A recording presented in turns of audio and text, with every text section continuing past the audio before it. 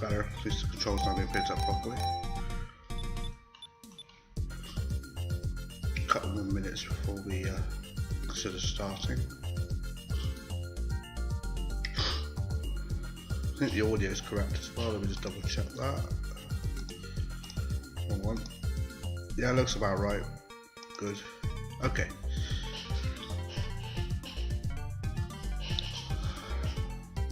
Hello to anybody who's here early. I'm just setting up, basically giving it a couple of minutes. I said to a stream starting at about 6 o'clock and we're 3 minutes off, so I'm just making sure that everything's set up correctly. And just to remove that.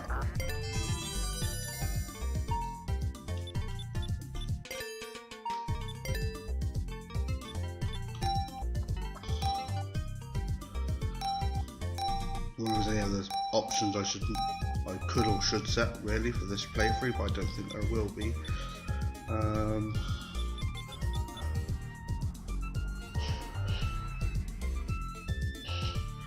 don't think so.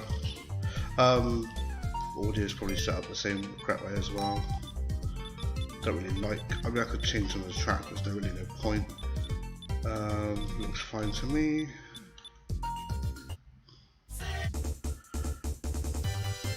That looks good.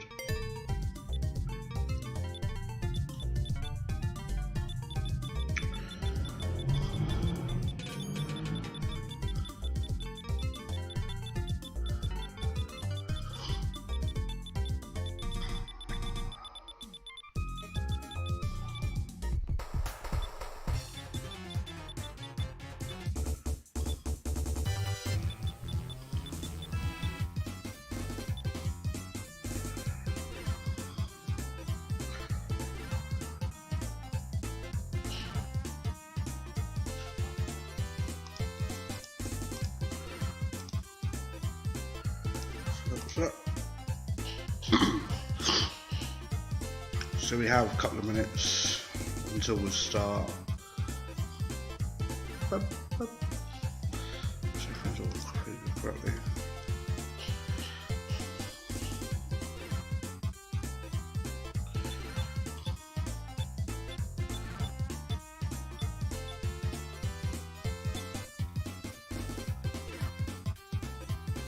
It's only slightly faster actually. Actually, the bass is completely different. Oh, weird. Even though there's a difference, but apparently there is. Ugh, hated that.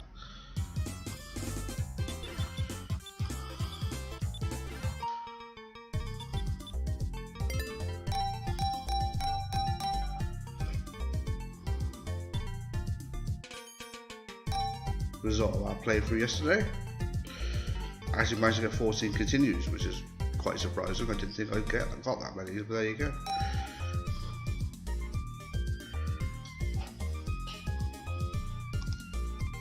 Okay.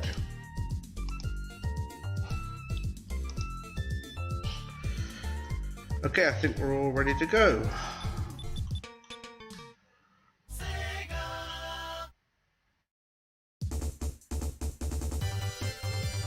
Okay, hello everybody. This is Sonic 3 A.I.R Garden Edition mod for Sonic 3 Angel Island Revisited, and this is part 2, continuation from yesterday. As you just saw there, the title screen has now been edited thanks to Thorn again, and as well as the credits text at the end of the game. So yesterday we played as Knuckles, managed to grab all the 7 Super Emeralds as well as 14 continues. Didn't really go out my way to get the emeralds, but I did manage to get them all, which is interesting.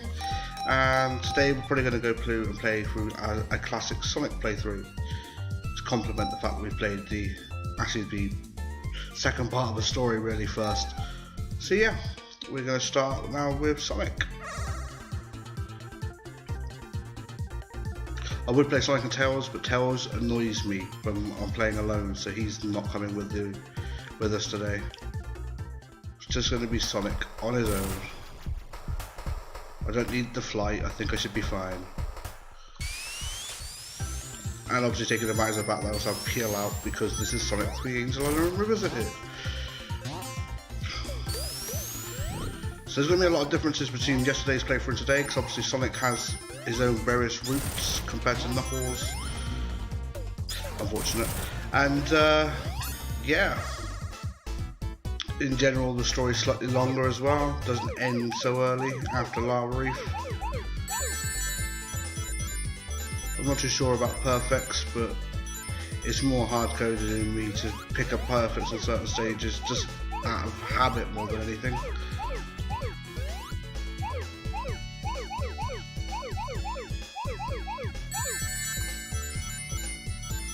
This special stage is a bit bland actually, thinking about it.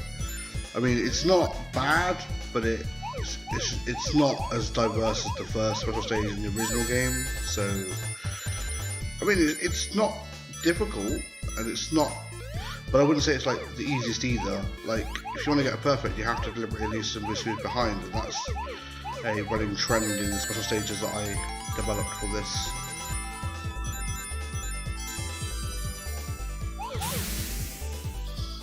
Again, I've left the settings the same as yesterday, so audio should be acceptable with both my voice and the game audio, but if there is an issue, please somebody let me know in the comments. Just let me know that it needs to be adjusted in some way and I can do so, even if it's me too quiet or the game's too loud.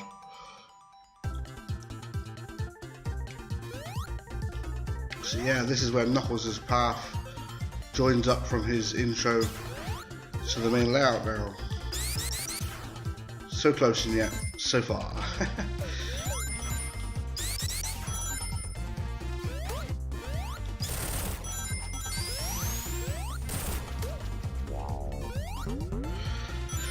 Another one of the niceties of this is the fact that Sonic 3 A.I.R has the bubble bounce behaviour from Mania, where you have more control after you hit the ground. It's very nice. Makes the bubble bounce a little bit more pliable as an actual move, and makes the bubble shield actually worth getting in certain places as opposed to skipping it entirely. I mean, it's the shield with the least ability apart from water in my opinion. I mean, yes, you can breathe underwater in it, but if you have a level with no water, it's just effectively a standard shield. But changing bubble bounce physics does make the shield more, well, worth getting.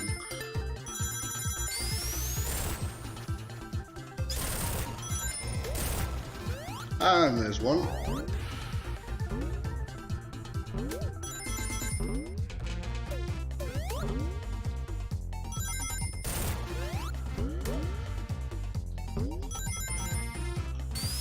It's funny, this section of layout doesn't feel quite a bit different. In fact, I can now bounce and still maintain a bit of momentum. It's obviously the layout wasn't designed with that in mind, but it's certainly interesting to play.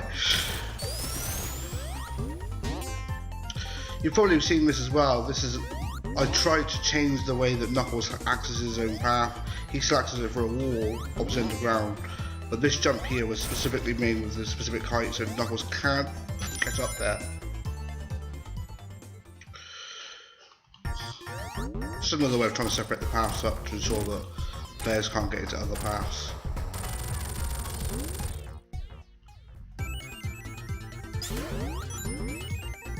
If I remember correctly, don't know if I can get it, I might miss it.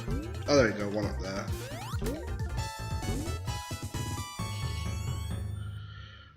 I always liked the monitors hidden in the ground actually, Sonic 3 and Knuckles.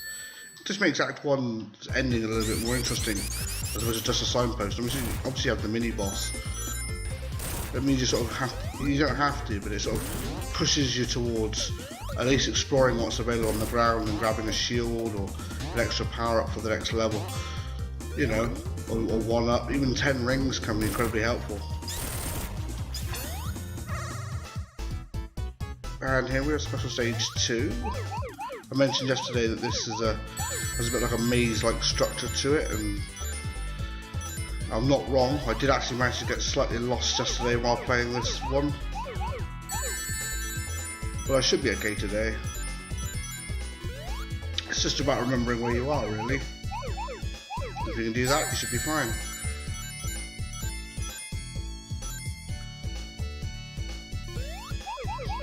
It was interesting yesterday to see some of the minor changes in the engine, the way that the game approaches like different aspects of music and art, and seeing some of the differences, not in the in the mod of the ROM hack to this engine, but more just the quirks of Sonic 3 A.I.R in general. For example, obviously Knuckles' palette is loaded in differently, so it's not using the same palette as it would in the original game. Oh, hi Thorn. No, you haven't missed anything exciting. I'm still on Angel Island Act 2, pretty much at the start, so you haven't really missed anything.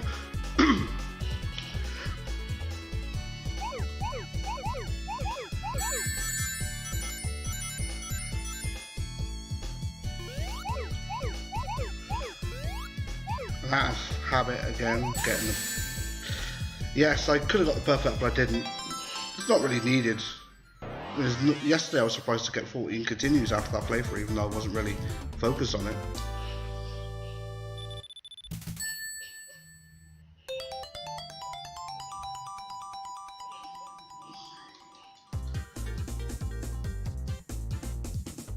So yeah, I'm going to try and take some of the obviously take as many Sonic specific pathways today as possible, but also take some of the pathways that might not be well known to people, because they, people have probably played the ROM hack and they know probably the main route through levels, but maybe they don't know some of the other ones, and I want to try and at least show them off a little bit, just so people get more of an idea of how expansive that the level layouts actually are.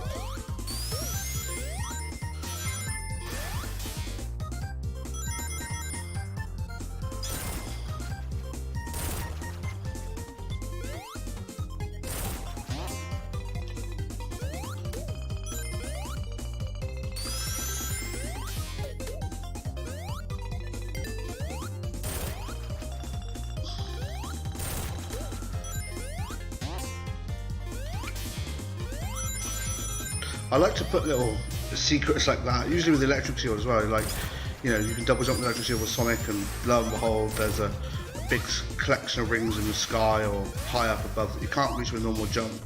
But if you double jump the electric shield, or you fly with tails, you can pick them up. It's just more of a nice incentive really to get the player to sort of grab the electric shield and keep it. I say while picking up a fire shield, but then it's advantageous with the boss, so no complaints there.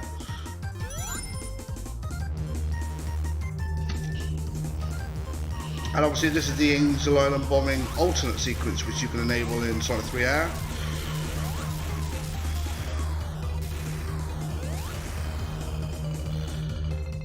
Yeah, Thorn, that's pretty good of you. I didn't even notice that. I should probably have to look at that.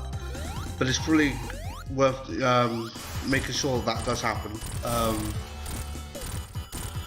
Because obviously the change in screen size, you can probably see it disappear, couldn't you? So, yeah, that's a fair point.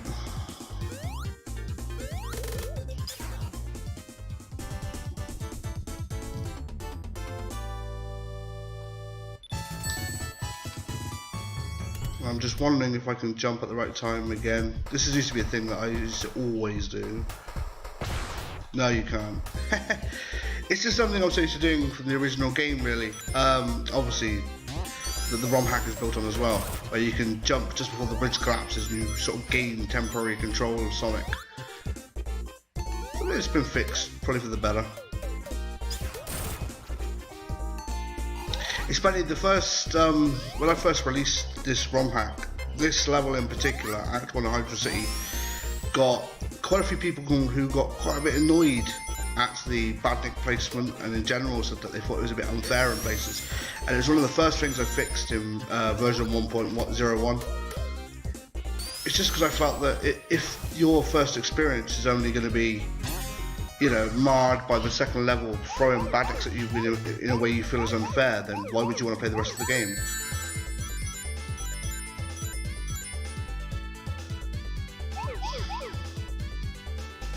Okay, I see, yeah. That does make sense, actually. Because, yeah, I mean, I agree with you. You wouldn't want to see anything on screen disappear because it would just look really awkward. you know, it would look really hacky. Whereas obviously if you're making it disappear when it's off screen, you go back, oh now it's gone, but that's probably, you know, that's what you want really. You don't want to see the game do that. It's a bit like what I was saying about yesterday about the whole palette change in Mushroom Hill, you know, when you go through the cave areas. And obviously you can slightly see it in the corners, but only if you're paying attention. Again, it's something obviously the original game didn't even cater for, that you know, it could be put into a engine later with widescreen. So obviously you work with the original screen sizes you got available to you, and you didn't even consider the fact that in the future it could be ported to another engine with a larger game screen size.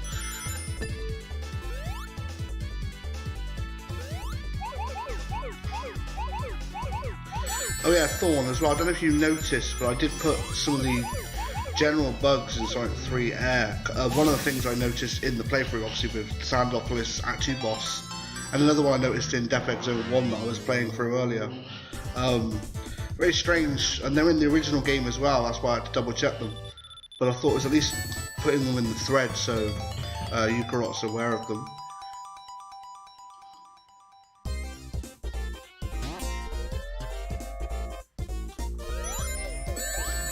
Oh, come on, that's just unfortunate. But then I can't really blame anybody but myself for that. Hang on a minute, I forgot. I still have to peel out. There you go. And also taking advantage of the fact the Insta-Shield actually deflects bullets now. Otherwise I think I might have gotten hit there.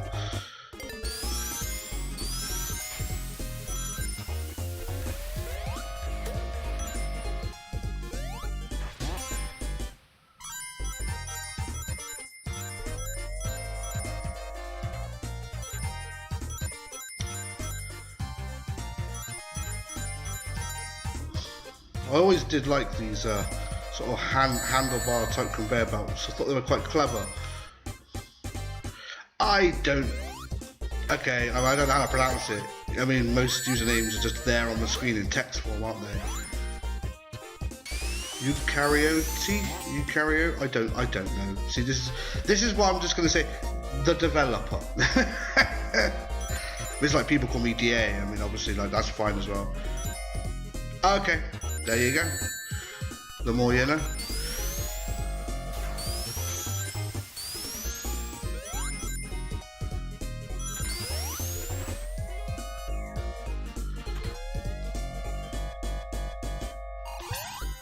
How many is that now? I think this is the fourth one, isn't it? I don't know. We'll find out as we carry on.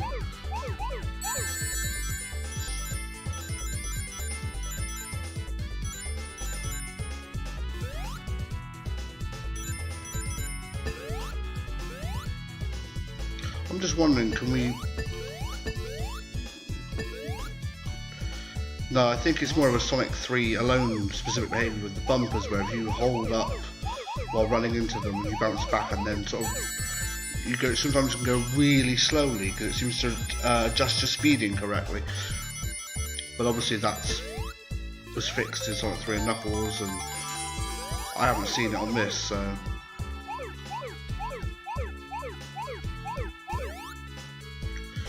But yeah, so far today, no issues whatsoever at this point. I mean, I'm in Hydro City 1, and yeah, no issues with the game whatsoever. I'm not seeing any bugs or anything in any shape or form, which is always good news.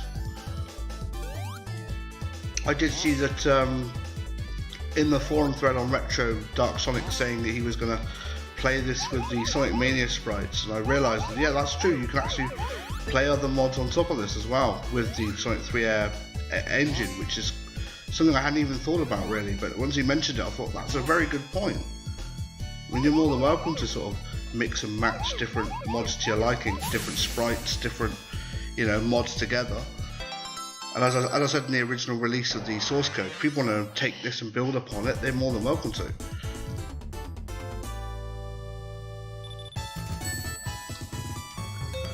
The only thing I ask is, please, for the love of God, don't make another hard edition, because I'm so sick of seeing them. Hard edition this, master edition that. There's so many of them, and it's just not creative. It really isn't. You have so much untapped potential to make really clever, you know, intuitive level designs. You decide, oh, I'm just going to make it harder by throwing spikes everywhere.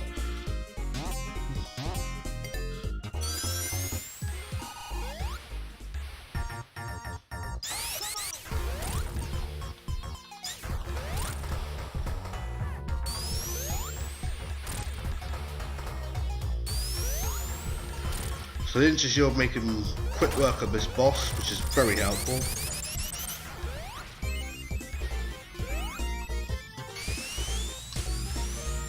And I'm still on the wall. I don't know whether that has any implications at all, but I always quite like the fact you could do that.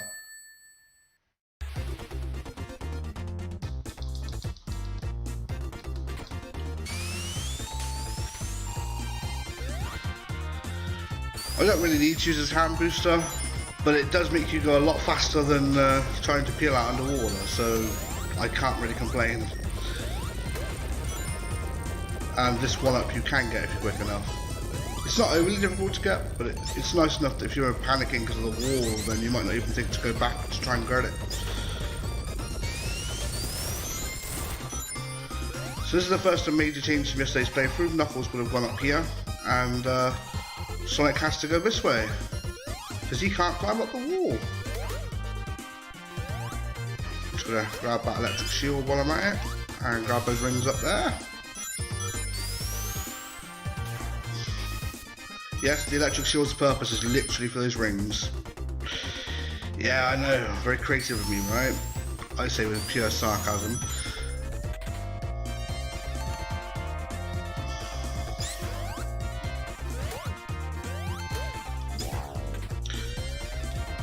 So, there is another path to the left here, and this is purely for a one-up. There's nothing else up here. Seems like a dead end unless you go up and grab it, but...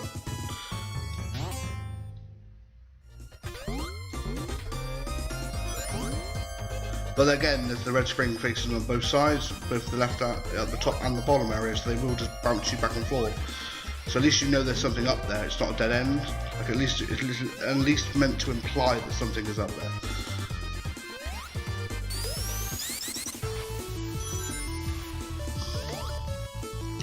I always like the running on water mechanic on this level as well. It's quite nice.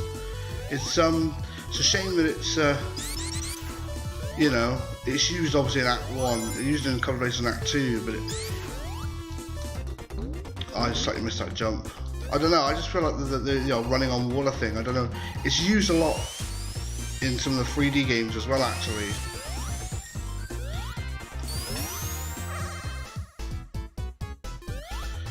So back to special stage that as I said yesterday, it was one that was going to be changed, but I never got around to it. I'm not going to make any excuses. I just didn't get back to it.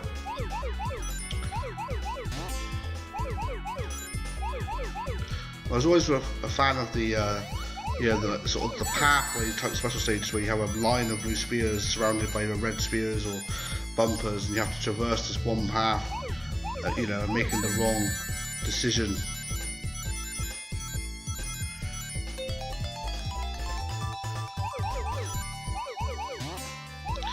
Oh yes. Well, no, it's just a thing I thought, because I was going through the character selection screen and I realised, and this is before I started playing it actually, having a look at what character to play as. And I was actually contemplating playing as Tails and Knuckles to sort of show that off as well, but I thought, no, I'm just going to stick with Knuckles alone.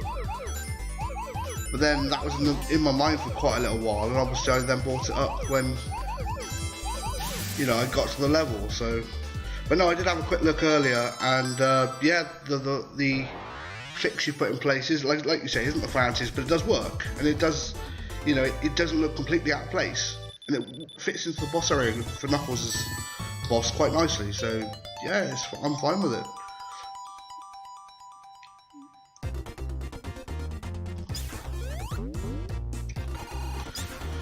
So obviously I've not done a lot of this, but there is a lot of passageways behind those blue slides. I can just jump there. I tried to hide a few things behind them, because obviously there's a bit of a speedrun strat to do that. This one obviously has an entirely new path as a result of it. I'll grab that fire shield there. Yeah, there's a fire shield. That's right in a water level. But because this path is literally running on top of the water, you're okay. You can maintain it for quite some time. I'm actually just going to grab this up here while I'm at it. When the fans go back on.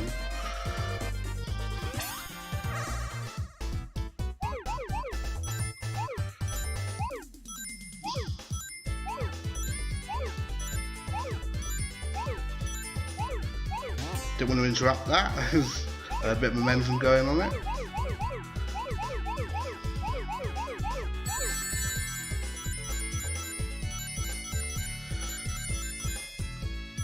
Another thing as well is if you really don't like my special stages, and well, you know, that's entirely up to you, but you can obviously change them. There are settings in here, Sonic 3 A.I.R as well.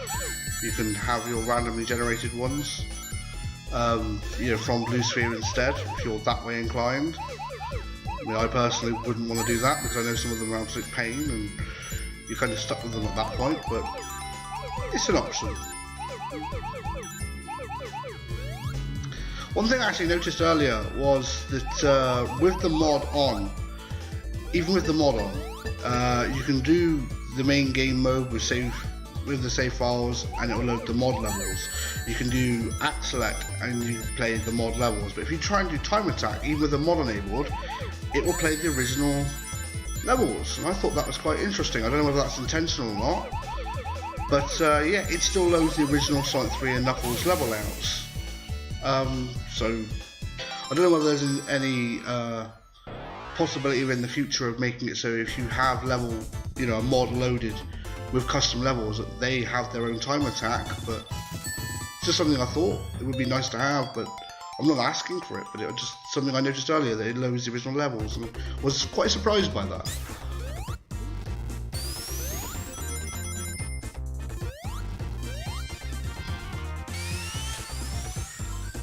So we can get up here. Oh, okay. If it was done deliberately, then that's...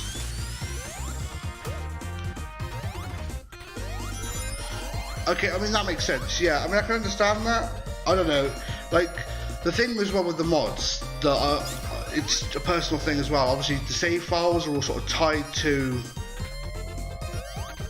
the game itself, so all the save files for Sonic 3 A.I.R are loading with this mod as well. I'm really struggling to get this monitor. I'm not getting the right height on it.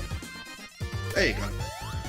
But yeah, it's more just the fact that, you know, the same save files go across between versions, the same configuration goes between versions, and you know, maybe it's worth looking into, like, I think there's a mod manager for this as well, so maybe if that managed save files as well per mod, I don't know, it's just an idea.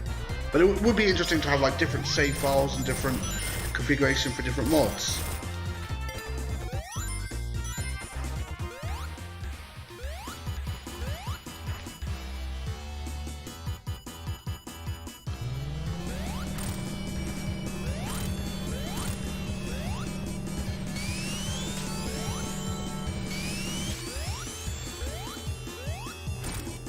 There you go. Usually get a couple more hits on him now, there's a shield, but I kind of mistimed the jump on him.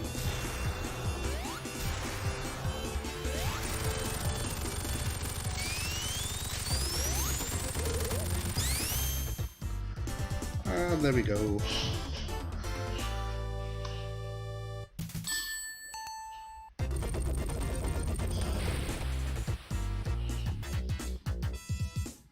Now, if any of you have ever seen my in development videos of Marble Garden Zone Act 1, you will know that this originally had a different, almost sunset-like palette to it. Now that's not in the final game. Again, as I explained yesterday, it was more of a last-minute decision to remove any palettes that I'd made because I didn't feel that they worked very well. They sort of took away from the game just a little bit. It's a bit hard to see, but I think, let me just have a check that. Yeah, these signposts have layering issues. It's obvious to me, but it looks like the front one is in front of the one in the back. Like the one that's supposed to go right is supposed to go in front of the other one.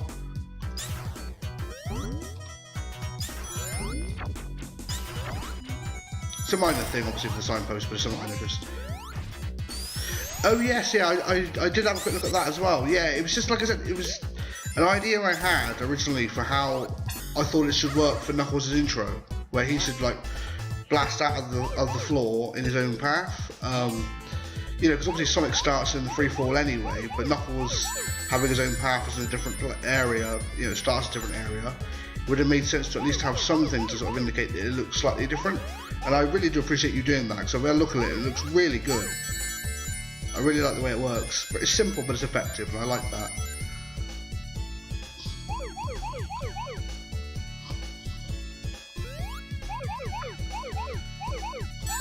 All I can think about is Wario in these colours. It's so weird.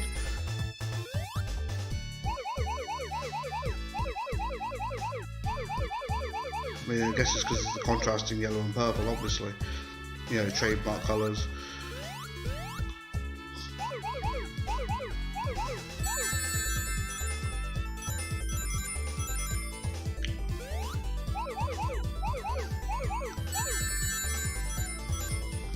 Bit of muscle memory sort of creeping into my hands there. I really wasn't thinking about it, but I knew I was going to be okay. And just finish by walking backwards because you can.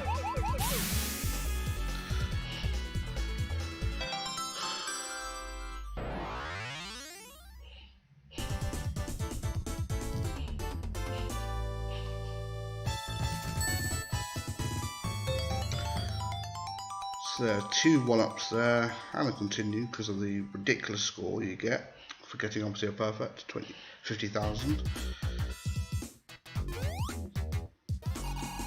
I'm not going to make the same stupid mistake I made yesterday where I kept on trying to transform into Super Sonic even though I didn't have 50 rings. I don't know what I was thinking, I really don't.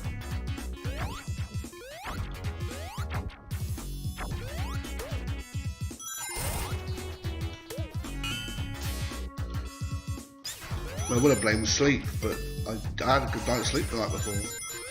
But then to be fair, I was working, you know, at home until I started playing, so...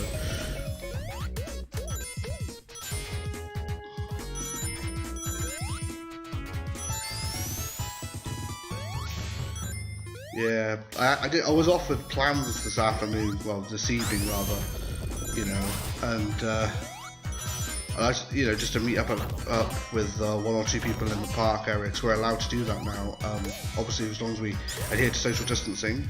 But I said to them, obviously I would have, but I've already agreed to do this at the time period I said I would, so... And I've got no problems with that, because obviously I can see them whenever I want, but it's, you know... I'm sure later on they'll probably be messaging me with stuff that I've missed.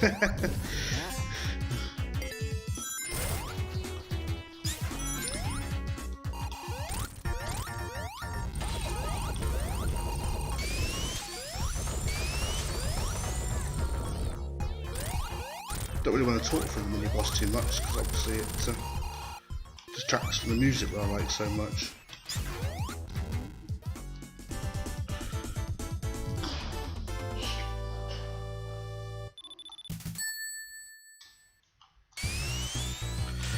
So, a bit of pointless and somewhat useless trivia about Marble Garden 2 for everybody. I had to redo the layout towards the end of the level many times, and the reason for that is because there's this really obscure bug in the original Sonic 3 and Knuckles game, where if you move too quickly between 2 areas that trigger the sort of land moving up and down, just before the boss, or Act 2, the game for some reason gets into a state where it loads into blue sphere mode. And I managed to get this quite consistently in testing, but I had no way around of fixing it. Obviously changed the layout many times, didn't really seem to do much of a job, and then I had to talk to Natsumi, who helped me come up with a layout and a solution as to how to not trigger it as often. It's still technically there, and you can still trigger it in the original game, but it's really difficult to do now due to the change in layout. But it was so bad that you could do it almost consistently in the original layout I had, and I really liked that layout as well, like that part of the layout. It's such a shame that I had to accommodate a really obscure bug like that. But then again, this is just part of the you know, restrictions you work within when you modify an existing game. So I guess who am I to complain at that point? So as you obviously noticed, I'm taking the upper path here, one of the less known paths, probably not taken by very many people. I'm trying to take as many different paths as I can that people might not have taken, just to show off the, you know, the scale of the new layouts that are there.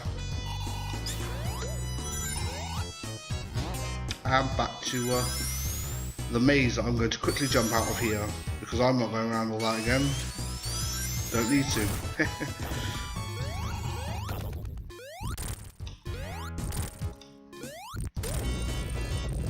That was just bad timing on my part with the fire dash. Oh, that insta shield.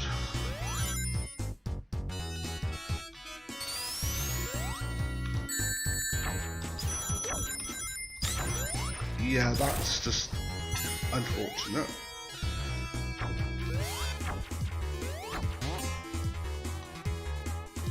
I mean, I had over 200 rings, I was going to have over 250 easily, maybe even 300 if I carried on collecting them, but again, the game's always like, something's got to give. I jumped into a mace ball.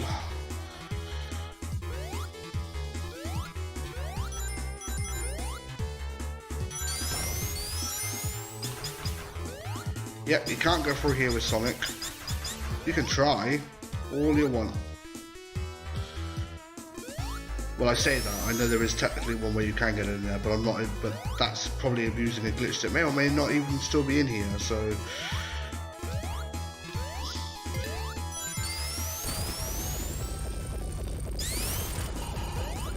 Oh, this just feels a bit weird, because obviously you can still see outside there. I mean, it doesn't make any difference, but it just felt a bit weird, because I'm so used to obviously not being able to see inside the, you know, the outside like that. That's part of that cutscene.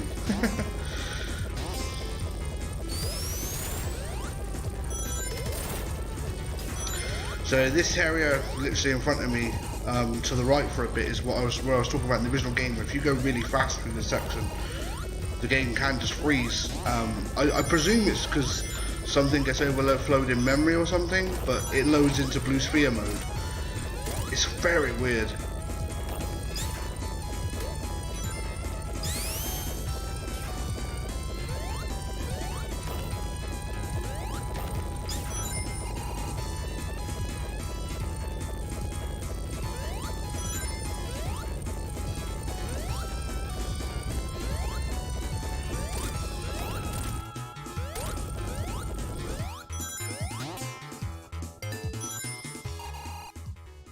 And here we are in what was originally Knuckles' boss.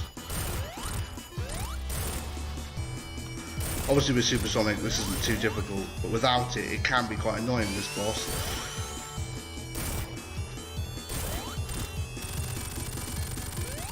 And done.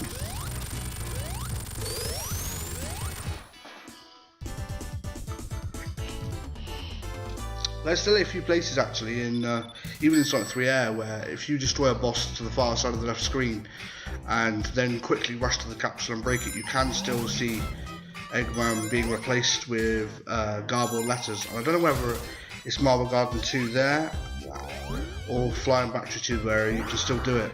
I know one of the two you still can though. I think the easy way around that is just to lock the screen for a little bit longer, because once the boss is destroyed the timer locks. So it wouldn't have too much of an impact if you did do that.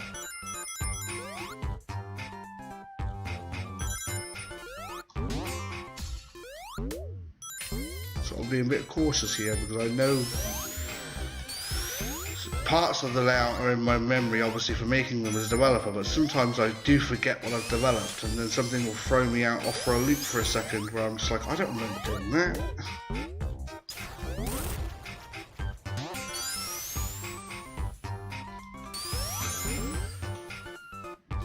Yeah, I had a lot of fun developing what's called layouts for Carnival Night. Actually, it's quite a clever chunk set that you can work with. There's a lot of diversity in it, and it allows for some very clever sort of placement and especially with the huge amount of objects that are available for the level. Yeah, I thought it was one of them. I know you can do it. You could do it in one of them, but I didn't know if it was still both. I know that obviously there's a slight speed change, and I think the camera lock's slightly longer on. I think it might be both, but it's still not enough to stop it properly. Again, that's probably going to be something you could tweak, but then if you tweaked it too much, it might just feel a bit weird.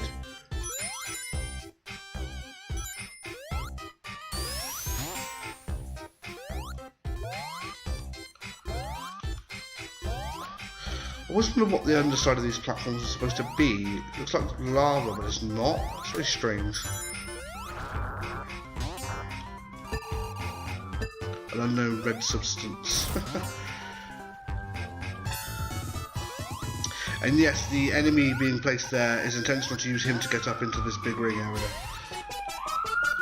Some things... My apologies for the sirens if you could hear those. That's what you get for living near a main road. But yes, trying to use enemies in different ways is always something I've been trying to do for a long time.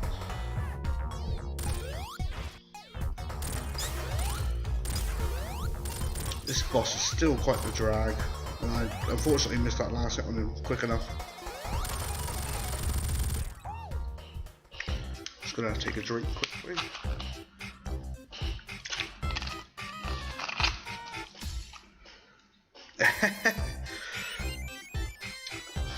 I mean, it would make sense if it was a big row of balloons. It would make sense, but you're right, it does look a bit weird.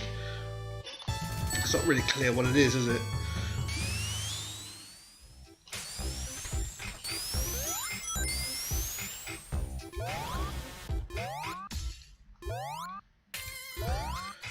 So we have Carnival Night 2, the bane of many people's existence in the original game because of the lack of understanding of how those annoying barrels work. And I'll be honest, I never really had a problem with them myself.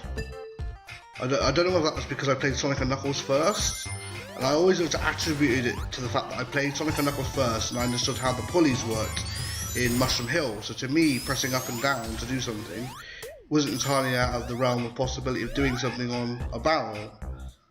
But I know obviously a lot of people suffered for many years until the internet sort of gave them their answer of how do I get past this stupid barrel? I do find it interesting that one of the first things that's fixed in the normal mode on Sonic Jam or Sonic 3 is removing that barrel. It's just literally gone. It's one of the first things that's noticeable. Most of the rest of the layout is actually the same.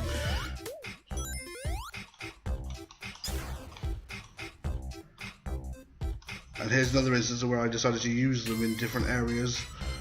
So I was like, why not? People should know how to use the barrel by now, surely. If they don't, well, I'm not going to help them.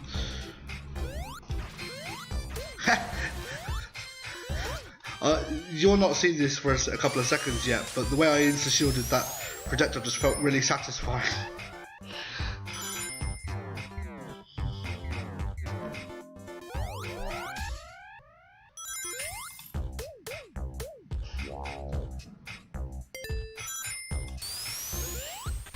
Hang on just a minute, let me see if we can get back up here.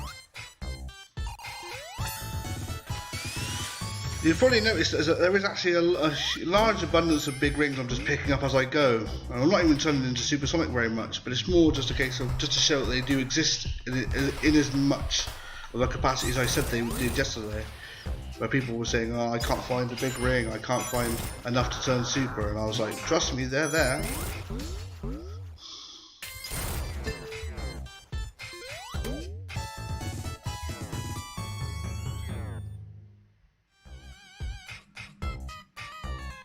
This level section isn't overly difficult, even without a bubble shield, but it's just nice to have one.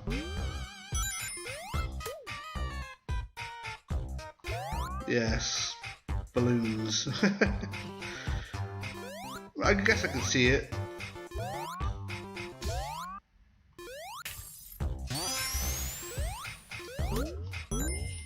Always liked how dark it got with the dark palette. It definitely, sort of changes the feel of the level in a very simple way, really.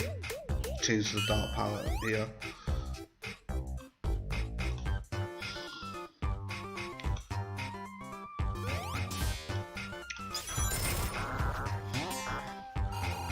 I'm surprised that you don't use your electric shield with the water being literally where it is.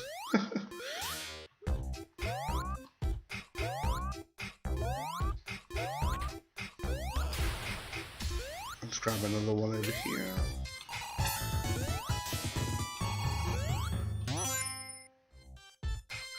I think there's supposed to be a sound effect that plays on these, but I don't think it works correctly in the way you'd expect. It's supposed to be like a slowly raising and lowering noise. You can sometimes hear it, but I don't think it works the way that I expect it to, which is when I'm holding on to it.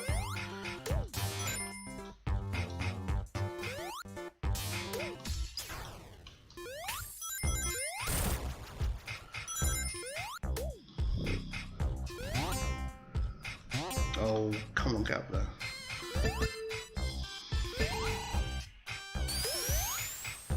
Just gonna hop down here. No! I'll have to go around again. There's some balloons you probably saw very briefly, well you will see, that I missed jumping up to get me up to another one up, I believe.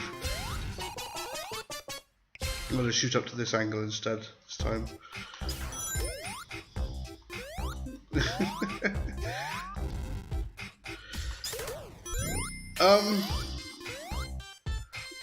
I prefer this version of Carnival Night because I quite liked Michael Jackson's music and I quite like Jam, and it does sample it. I've tried listening to the other one and I like Act 1 and Act 2's versions, both of them actually, but I just feel like I slightly like this one more. It's funny because with Launch Space I actually like Act 2's prototype music more than I like Act 1's, but that's probably the only one that I prefer. Ice Cap though, I really don't like any of the prototype ones. I feel like they're like half finished. And you know, Hard Times isn't exactly a bad track. No, but you're more than welcome to have your opinion. If you like the prototype Carnival Night music, then so be it.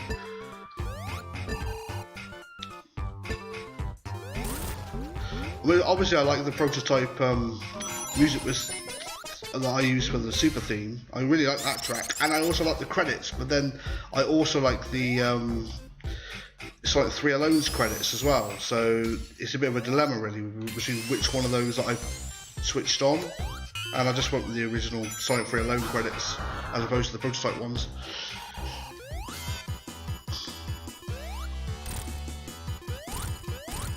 Hello, Robotic, or Eggman. Whoa, whoa, whoa, hold on. Did I just see that right? Obviously it's going to be a bit of delay for you, but the green ball of his bounced off the side of the screen instead of going off screen. So that's quite a good way of fixing the aforementioned issue in the original game, where you can get him to throw it off the far left of the screen and then you have to wait like 30 seconds for him to go pick it up because it goes way out of the way, doesn't it?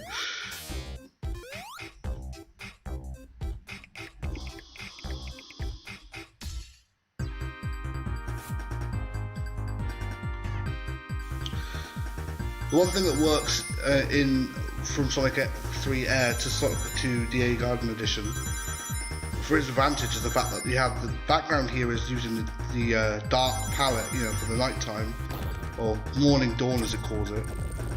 And then I also have the Act 2. That was really bad on my part. Try again. Act 2, I don't load in the lighter palette because I felt that I liked the look of it better as it being dark. Sonic, don't bounce my spring, you weird. Yeah, that's what I thought. I mean, I thought I saw that, but I killed the boss so quickly, I wasn't too sure whether I saw it or not. I was like, did that bounce off or did it bounce? Or was that because he's destroyed? I wasn't too sure.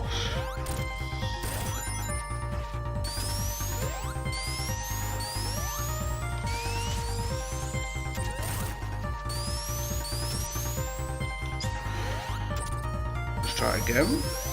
No. Third time, shall we? Or we're going to make that a fourth time. Okay, this is just annoying me now. There you go.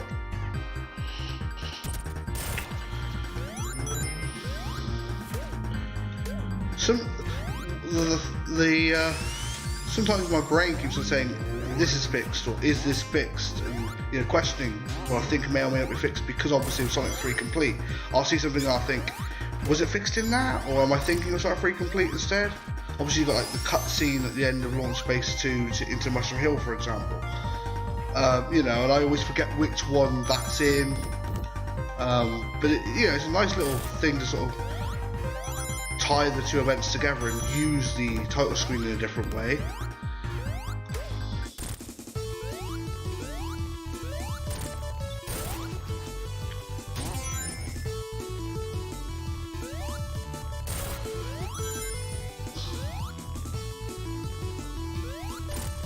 And Knuckles' path is locked off and Sonic's path is open.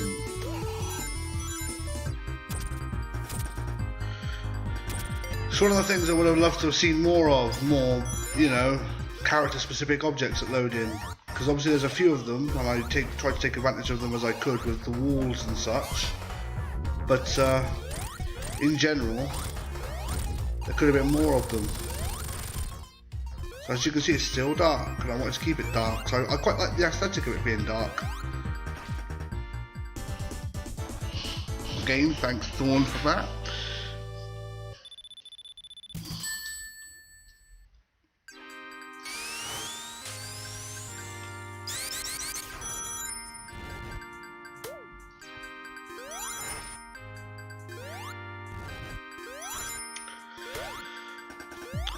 So I said yesterday, and I'll reiterate, that developing layouts for Ice Cap is actually quite annoying because of the way that the you know, the chunks are sort of laid out. They're not the friendliest thing to work with, and also because the pattern's very repetitive, that's just unfortunate.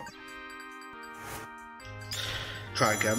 But yeah, because the pattern's so repetitive, it's sometimes really hard to know which chunk is what. Like, some of them will look the same, and yet they have very small differences on, you know, collision or the way they expect the character to interact with that chunk. And yeah, it's just very headachy to work with. And this time I don't get crushed by the stupid block from the ceiling. But I think in general though, the designers of Ice Cap must have had quite a lot of fun making it, because it's still quite clever in its design. There's nothing up here. Still.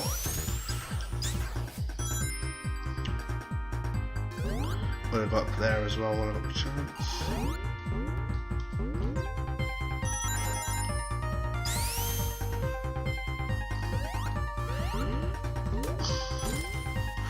And also the background to this level looks really cool with the parallax scrolling.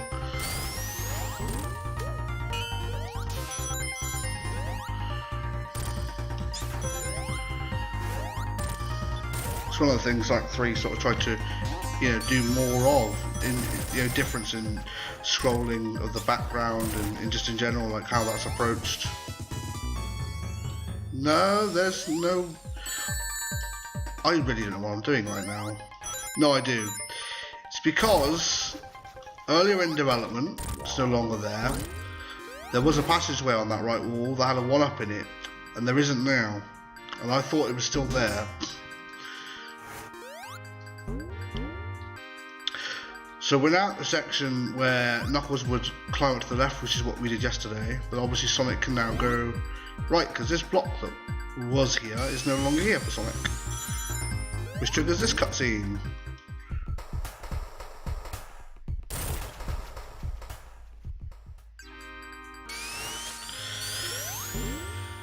So early in development, I realised that the cutscene object is literally an object you can place in the level. It's not hard, you know, it's not a scripted object, it's not a hard-coded object, it's just an object you can place in the level. But obviously it's got coordinates that it works on. So with the Hydra City 2 cutscene, I tried placing it in other levels, because it's a very simple, you know, cutscene object. It's just Knuckles loads in, and with a switch, he hits the switch, platform breaks. So I placed it in a few levels to see whether it would work, and first level I tried was Marble Garden, didn't work because I couldn't find a platform that would break as a result of the switch triggering, which is a little annoying. And now I tried Ice Cap, and lo and behold, the subtype that triggers that floor to break is also triggered by the switch that Knuckles hits, which I found certainly fascinating. And I thought, well, why not just move the cutscene then? Because I felt like having like the interaction with Knuckles at the end of Angel Island 1 and then the end of Hydra City 2, and then you don't really see him again for quite some time until Carnival Night. It's like, well, why not move him so you see him a bit early, you know? Not earlier, but sort of space him out a little bit different. And Ice Cap was, you know, I thought, why not put him there? I've managed to put it in there with the objects that are available, so why not? I think you can get that. There you go.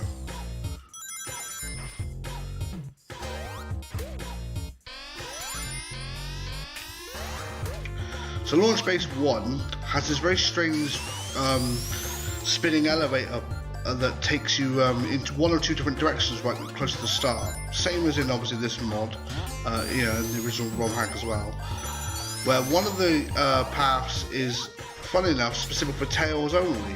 And I always thought it was very strange that Tails has his own path in one level. I don't know whether it was supposed to be Knuckles only at some point and then they used the wrong ID or what. And I did try changing it in development and I didn't find any problems with doing so, but in the end I actually kept it as a Tails only thing because I felt that it sort of gives you more incentive to at least play as Tails a bit more, because usually people play as Sonic alone, and then when it comes to playing as Tails, mostly the same experience, so why would you play for it all again?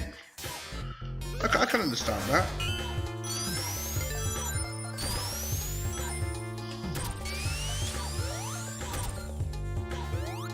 Just so we can get up there.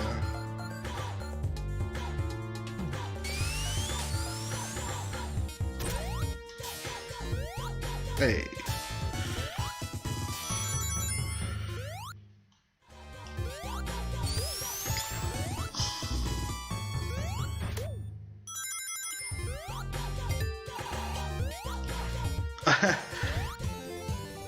Oh yeah, thanks. Yeah, it's just a, like, you have this mechanic of Sonic being able to run really fast, and obviously when you jump from a slope, you sort of maintain that momentum, but usually in an arc that isn't usually apparent. But once you sort of get a feel for it, you can sort of jump in really strange ways, like to ridiculous heights or even ridiculous like length, and in doing so it makes sense that you get rewarded for at least trying to explore the level in a way that might not be originally apparent. Whether that's, you know, jumping up to a higher platform, or, you know, there's some rings in the air as a result of you jumping in a certain place. But yeah, that's, to me, that feels like something that would be in a classic Sonic level. It was used a few times in the original levels, but I sort of tried to use it as much as I could because it feels like you're being rewarded for being, you know, trying to show off, as it were. Okay, so this section here is notorious for a lot of people getting stuck, because you go here and there's this wall. Obviously this is going to be delayed by 20 seconds, so you'll see the wall eventually. And I've seen a lot of people come down here and they'll push against this wall and they'll don't know how to get past it, and the cup's gone, and then they'll usually end up dying against the spike pit that's here. So if you just go in this wall here, that's how you do it. You open up that wall. It's quite anticlimactic really once you figure it out. But I've seen a few people getting stuck with it, so.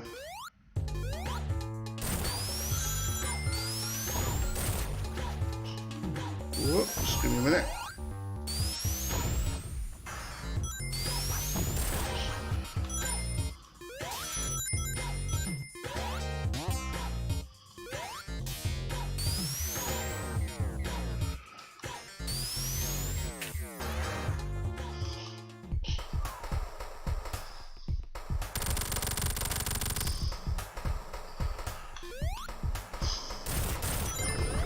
Sorry about that, I'm just having to check something, it's all good.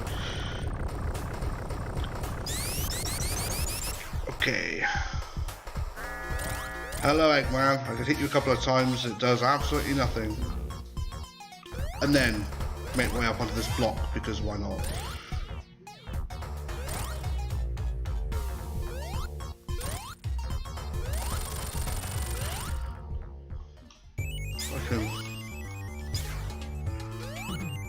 I always want to see if I can get the signpost up onto those blocks. It's probably possible, but I forgot there was one up there. How very interesting.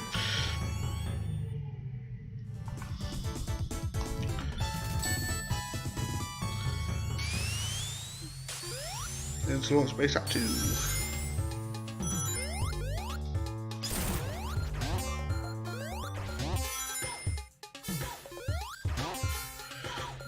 The noise these things make, I swear it differs depending on what emulator you're using, hardware, engine, what have you. Even here it sounds different to many of the variants that I've always heard it as. It's very strange. They also have a really big radius of when you can hear them. Like, you don't even have to be anywhere close to them, you can sometimes hear them go off.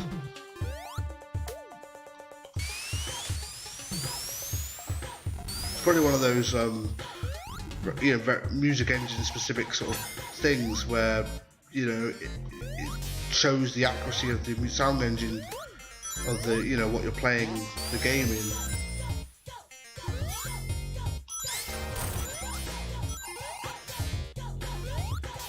Just kill that robot.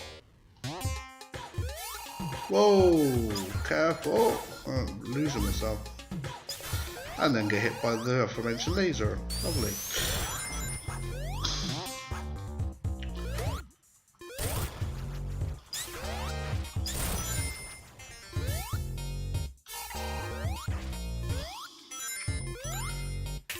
I just love Orbinauts in this level. You know, the ones that sort of only move when you move.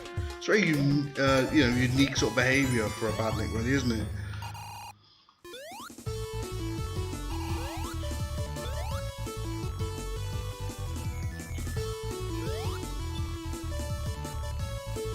A nice slow platforming section. Because why not?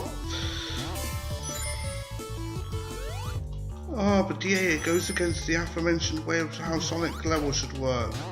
And to that I say, well, you know, I'm not an official level layout designer, so I can do what I want. It's not like I go ridiculously overboard with some of the things you're not supposed to do, is it?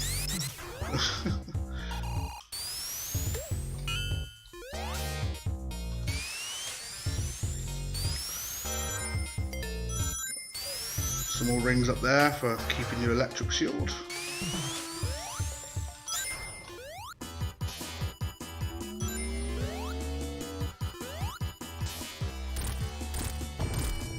And you can still cheese this boss. Problem is yeah, you can still clip him and clip on the corner of him and just sort of wail on him for all 8 hits. It's very it's a bit anticlimactic, really. It's like, oh. But then I guess you do have 2 more bosses to come, so you can't really complain.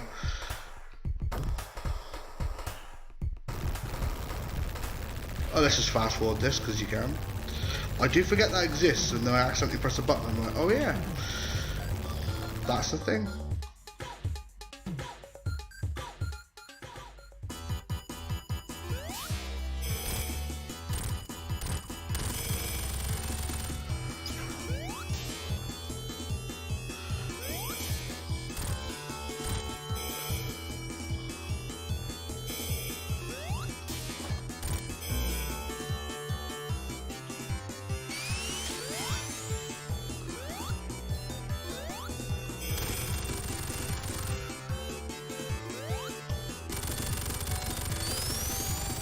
I think there's invisible walls on the left and right side of here.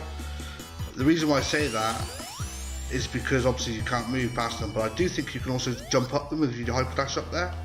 You can sort of stand up there. I don't think they're big enough.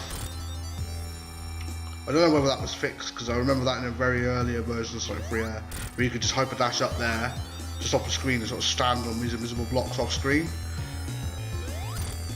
Like I said, I presume that was just because of the height of the objects wasn't big enough to stop you from getting up there.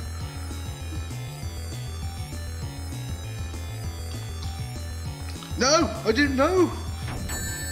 Oh, I just made the worst mistake. I accidentally pressed the de-transform button while he had me. That's just really unfortunate.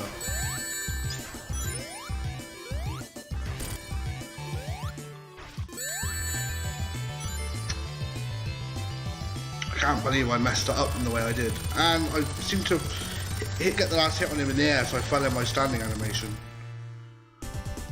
Okay.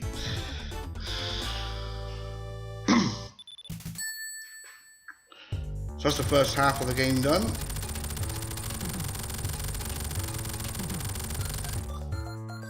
But you can fast forward this cutscene. Oh. I guess this is more important than the other ones. Yeah, you can't do anything with it.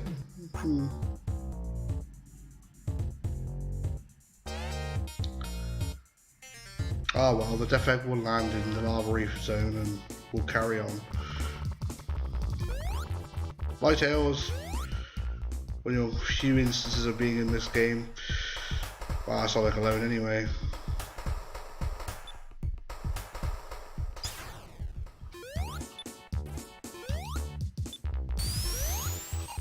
Always liked doing that as a kid, feeling like you just lock yourself in and the door just opens when you walk back to it. It's like, oh, I thought I was locked in. No, I'm not.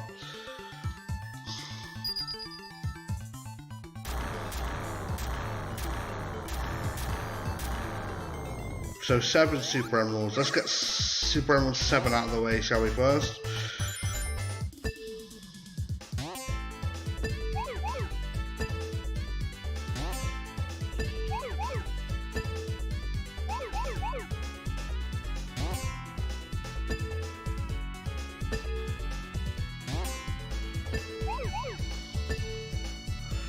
Originally I wanted to make this entire special stage mostly about walking backwards, but I thought maybe that was a little too ridiculous.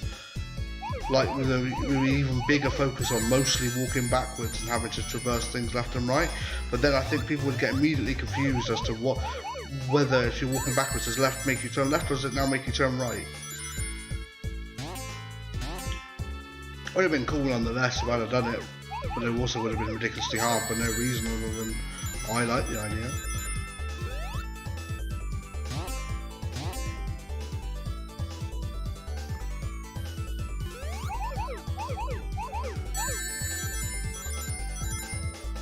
I always found Sonic 3 and Knuckles' special stages to be the easiest of like the classic era.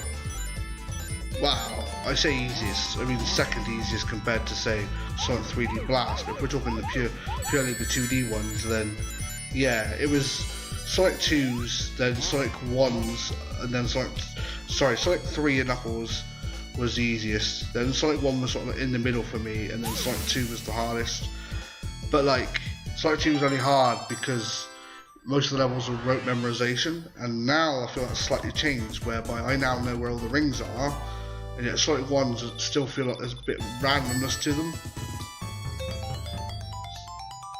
But I don't find any of them hard anymore.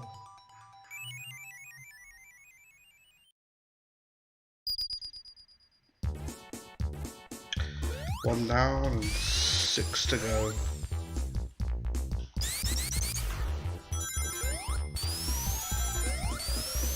Good old Mushroom Hill Zone. It's funny, for some reason I've got memories of playing the Sonic Generations version of this as well on the 3DS. That was hot garbage. Mostly because Act 1 of it, when you play as Classic Sonic, is literally a remake of the original Mushroom Hill Act 1 layout from Sonic and Knuckles. But because it's a remake, literally down to a T, with a terrible new engine that it's working on, there's a lot of physics quirks and things to make loops work, and just generally you can fall out of the entire zone just by hitting like an invisible power swap on the wrong way. This feels really bad. Shame really, because like Dims did some really good work with the Advanced series, even the first Sonic, Sonic Rush and Rush Adventure.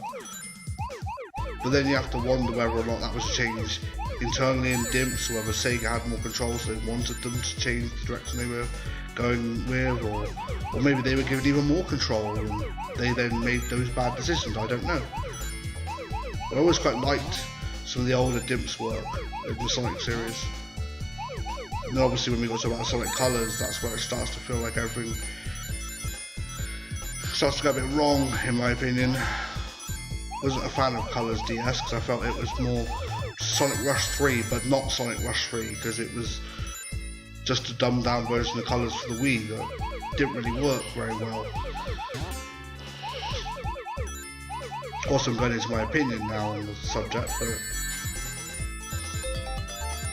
I have very fond memories of playing both Rush and Rush Adventure. But Colors DS I tried playing and I really didn't enjoy it at all. I mean, the core gameplay was still there, that felt like the other Rush games, but you had these wisps that sort of felt like they were forced on you every 2 seconds, and you know, when you forcing a gimmick like that, this, you know, every couple of seconds, it didn't feel natural.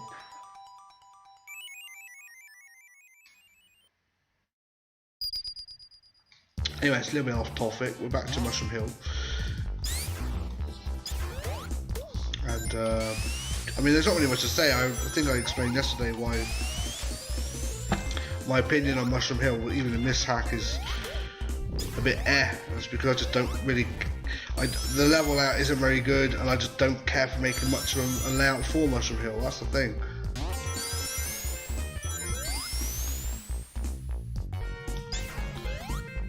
It's got some clever ideas, but I feel like usually most of them centre around these ridiculous double loops everywhere.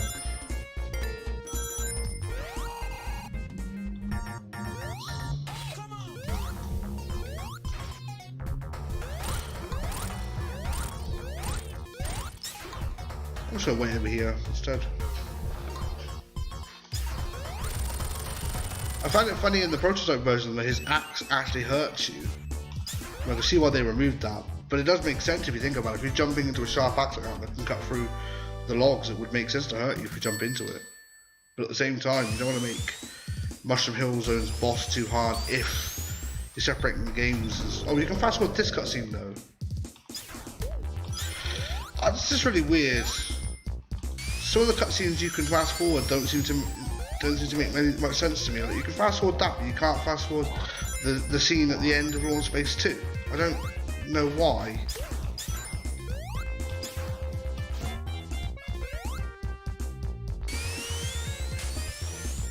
I know what I'm trying to do.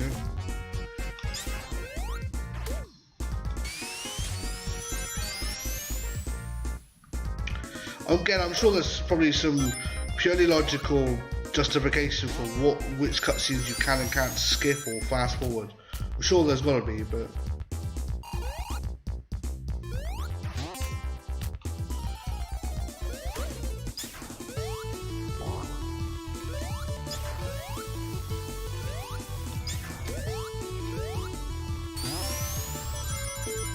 oh no, Thorn, I agree with you. I think that's perfectly justifiable, but I just feel like I think it's probably an issue with me, really. I mean, I didn't have fun making layouts for Mushroom Hill 1 and 2. I just didn't have fun doing it. It felt more of a chore, and it was Mushroom Hill Act 2 was one of the last level layouts I worked on for the project. And at that point, I just felt like, you know, a bit burnt out, like I just didn't want to do it anymore. Not that I wasn't enjoying it, because there's certain parts I still was. But when it comes to finishing this layout, especially Mushroom Hill, I just had very little drive to finish it. The amount of times I started on Mushroom Hill and I would just turn around and go, oh, I'm going to work on another zone. Because my method of development isn't I will pick a zone and work on it start to finish. I would pick a zone one day, say, I don't know, Flying Factory 2, and I would work on it for about a week on and off. And then all of a sudden I'd be like, oh, I want to change the pace. I'd work on Sandopolis 1, work on that for a week and a half, 2 weeks. And this is how it was. I would just randomly pick a zone and work on it. Sometimes I'd work on a zone, sorry about that, for about up to a couple of months. Sometimes I'd work on a zone for a day and then not come back for it for ages. I thought it's just the way that, the way I develop things is. And, I know that I would work best in that sort of environment, and that's, it's not putting things off though either. It's more just a case of what do I have an interest in working on today? And, I want to work on Sandopolis 1, so I work on Sandopolis 1. I want to work on Hydro City 2, so I work on Hydro City 2. because you don't have a deadline, it's your project, you can sort of jump into a zone and develop a bit or whatever at your own pace.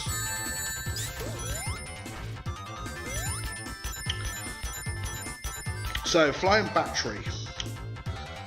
This level was annoying for many reasons, mostly the indoor-outdoor sections and level sections being replaced because you go indoor and outdoor. And for the life of me can't remember who actually helped me fix it originally. There was a couple of places where I had some code that somebody helped me fix. I really can't remember who it was. They helped me fix quite a lot of the small changes to get this background to load properly in the right way places. I want to say like main memory or I think it was not Tiddles but somebody else. I can't for life me remember, but somebody helped me fix it. It was sort of basically I would say to them where I want the indoor outdoor sections to work for flying battery at 1, and they would just turn around and give me like some code they had in a notepad file. They go, I've just written this, that should work for the areas you want it to work for, and I just copy and pasted the code in. It was very nice of them to do so, obviously. It's going to bug me now because I can't remember who that was. I explained yesterday, obviously, that Marky Jester gave me a level layout fixer tool where I forgot to jump, which obviously fixed the issue with levels being compressed into a different format, even though I was using the same editor. They, the disassembly was made to work with, but we're not going to get into that today.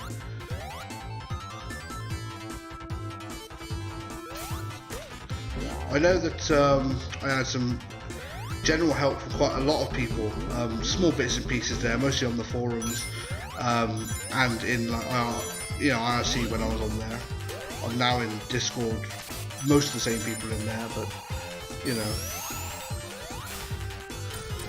But no, it's I'm not going to go for a huge list of people, but a lot of people would help me with small bits and pieces here and there, and I originally gave them credits and where credit is due, and I appreciate that.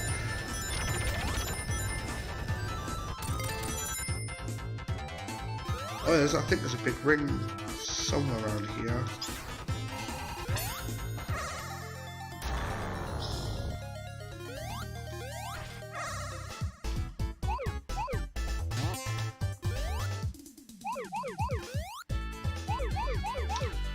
Apart from the indoor-outdoor stuff, actually, flying battery was quite a fun level to work with.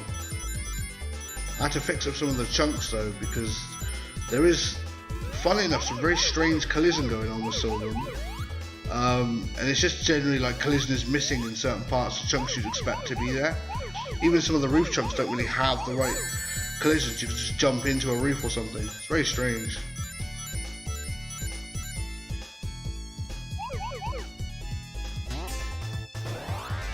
I did it the exact same thing again.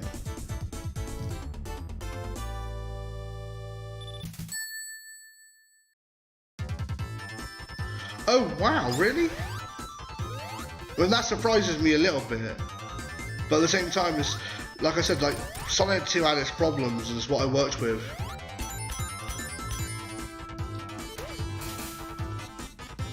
Oh, okay.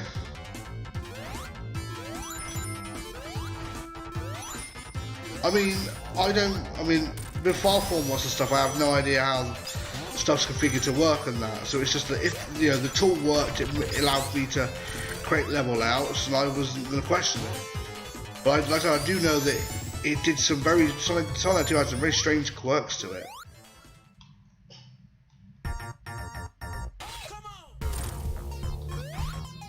I was lucky though that it did support the Lava Reef Zone rock object layout out of the box, although you had to sort of basically tell the Sonic 2 that you were basically working in Casino Night Zone 2 in Sonic 2 to allow it to do that. Very strange, because it was the only level that was one of the levels that was hard coded to allow you to have a third, like a second object layout as opposed to the main one. So I used that to turn around and say to the Sonic 2, actually you're editing Casino Night 2, Casino Night Zone Act 1 or 2, you're loading in the bumper objects, and in doing so it loaded in the rock objects. I don't know whether that was a fluke or not, that allowed me to do it, but it did. But it was actually main memory who explained how it might work that way. Fun level. And this is before Solid Level was sort of like as big as it is now, and I probably would recommend you use it over Solid 2 if I'm being honest. Like, I've tried using Solid Level 2 only a handful of times, but it seems to be the development's a lot more focused, a lot clearer to the user, and in general it just feels like a nicer experience.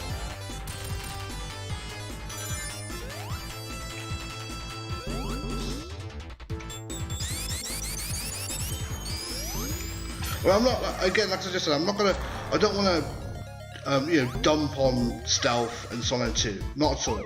As I said, without it I would not have been able to create the project at all. But the fact that it existed and allowed me to do that, and I'm very grateful for that. But I feel like, maybe I would have made the project, but it would have just taken longer, or would have released it later if Sonic 2 hadn't existed, because I would have probably still worked in Ezra or Sonic Editor 2, and I probably then would have moved over to Sonic Level and finished it that way. But it was just, at the time, it supported Sonic 3 and Knuckles, so there we go.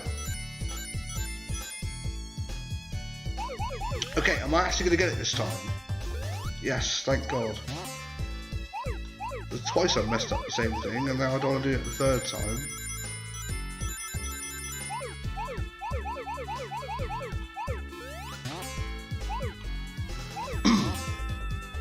I remember main memory helped me fix the water positions as well for Star Hydra City Act 1, because they were a bit of a mess due to the fact that I changed starting positions for Knuckles and Sonic and Tails. So he helped me fix those. Very small thing, but obviously I'm very grateful for him doing so.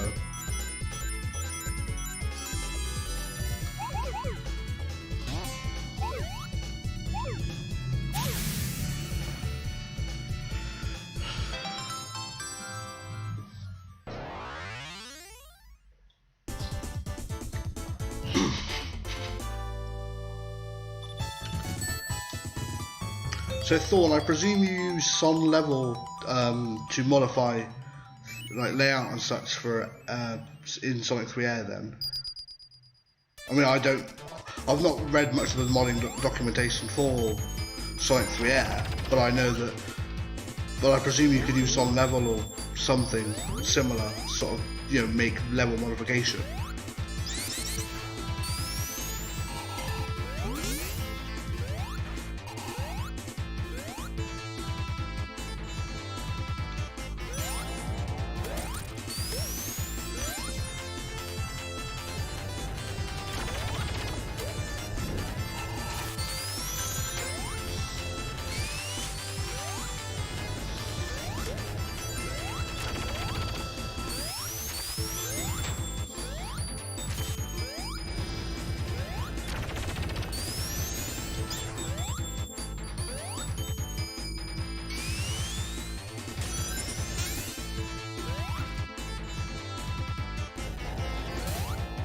Yeah, that's what I thought. Like, it would make sense because, like I said, obviously Sonic 1 and 2 was supported by Sonic 2 and Sonic Level quite extensively, but when it comes to Sonic 3 and Knuckles, I know that the object definitions are almost non-existent in Sonic 2.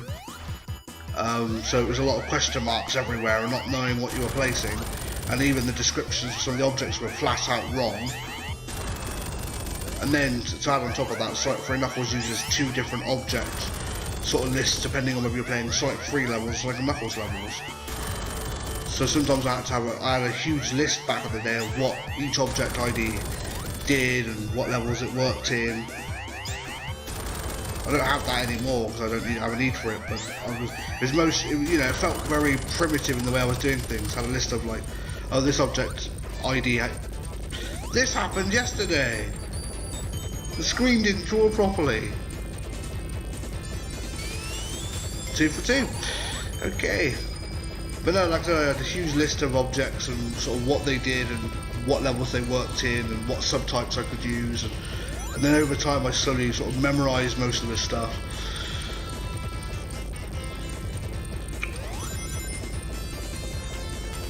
It's helpful to memorise some of it like on a temporary basis, but not for anything more than that really.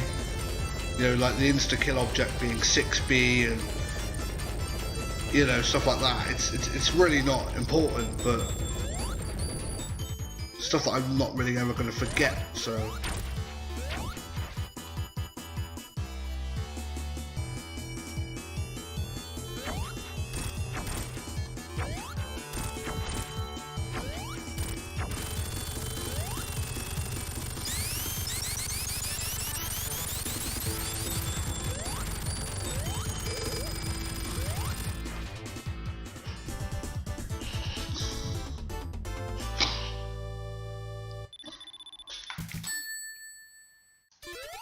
Couldn't quite hit the capsule quick enough. Not that it was needed, but... And here we are in Sandopolis.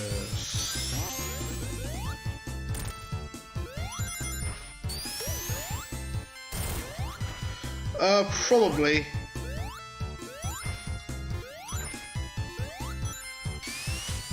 I mean, I'm not saying Sonic 3 A.I.R is perfect. It does fix a lot of things, but obviously small issues like that are very minor. It's more just the fact that I've had it twice now in 2 different playthroughs. I didn't really do anything particular to trigger it either, so... But then again, it's such a minor issue, it's not really worth looking into, I don't think.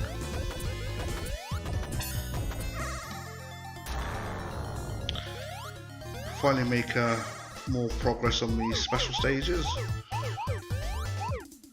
I say while realising that I've just walked into special stage 5. Fun.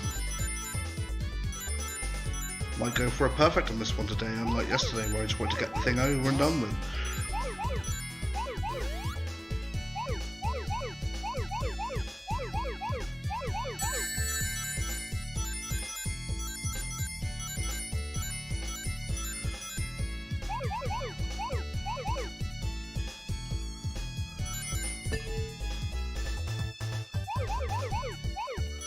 Apologies for the somewhat silence, I'm just sort of in a state of almost concentrating.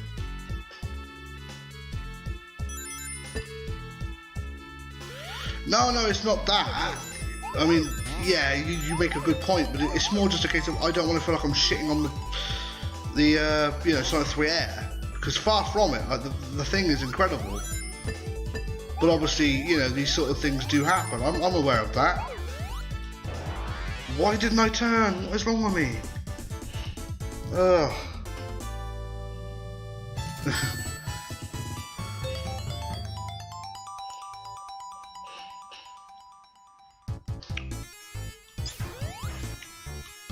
If I'm hoping to get all of these Super Emeralds, I really am going to have to stop messing them up in stupid ways.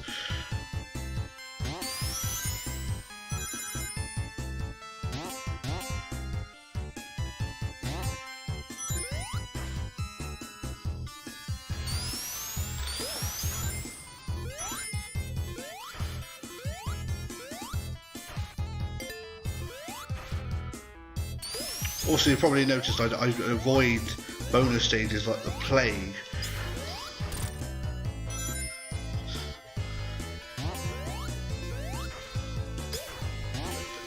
I mean, probably not. I know enough big rings to ensure that I could probably get it by the end of Sandopolis 2 with Lava Reef to spare, actually. But again, I'm not going out of my way to get them. It's just I'm picking them up as I go.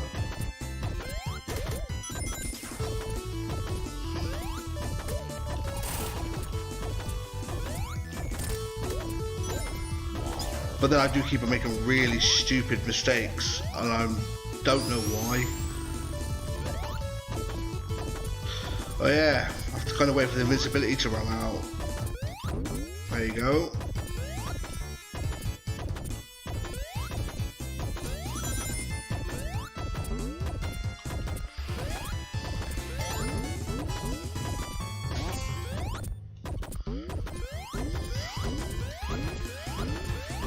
Come here. Come here. There you go. I should get there again.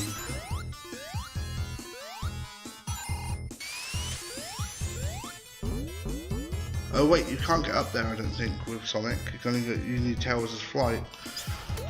That's fine. Okay. I wasn't in the sound properly at all.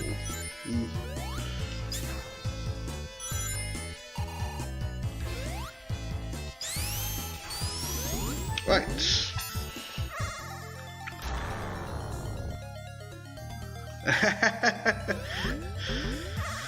Yeah, I can imagine you sort of, you know, you haven't played, played this in a while. It's like any other game you haven't played for years. You come back to it, and not only are you playing it, but you're also sort of trying to study things and understand how things are, how things work and why the layout does what it does in certain places. And it's going to be a new experience, even though you've obviously played through it before. It's going to feel different.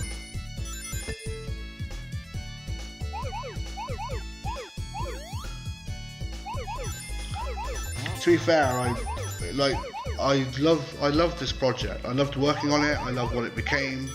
But at the same time, I do look back on it, some of this, and just sort of shake my head and go, what was I thinking? But I think that's just like part and parcel of anything that a developer works on and goes back and looks at later. I mean, nearly any developer will tell you, they look at some of their older projects and they sort of shake their head and go, no, what was I thinking? And I'm no different. I've definitely thought that a few times, like, what am I doing? I'm really being stupid now.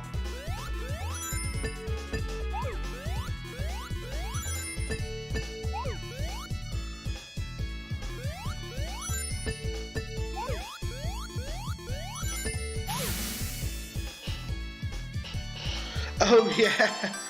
No, you bring up a good point, Thorn. I mean, to be fair, S-Factor, we both worked on that quite a long time ago now, and I'm not going to ever go back to it, I don't think. But yeah, some of the layouts I made for that, they're definitely not happy with, and I feel like that's just a byproduct of my skill level at the time. I didn't know how to edit chunks, edit collision, edit art. I couldn't do art for my life, and I can't really do art now, to be fair, but I at least try in some aspects. But I guess it's all part of the learning experience, and I definitely, I'm working on a couple of different projects right now, nothing big or anything, and I've done some streaming towards the start of the year and towards the end of the last year of those projects that I've been working on. And my skill level has definitely improved and changed areas. I understand how to do things that I couldn't do before, and I think that's just what happens over time. But yeah, definitely, I look back on S-Factor on some of the stuff I did for that, and I'm just like, oh dear.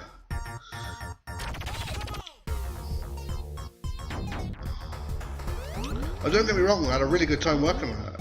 I made some really, made some good friends. I learnt a lot, and the S-Factor won some awards in, in the hacking contests and stuff. And that's always a nice thing to, for the general public to be in agreement that something is worthy of that, Yeah, you're right, it's true. Ringland is a good example of... Whoa, hold on. What just happened? The boss was dead, and I then got hit by him exploding, and I died too? I don't... Well, that's just weird.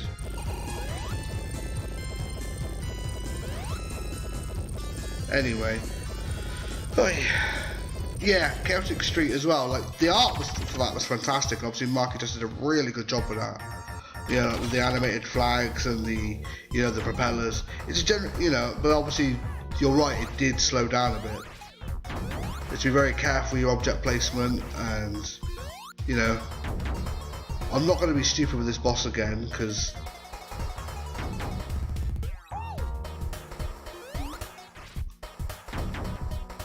I wasn't stupid. I didn't really do anything different. I just somehow died, even though the boss was dead. I couldn't jump, I couldn't move, anything. It's like I was stuck in the sand in a hurt animation. Very weird.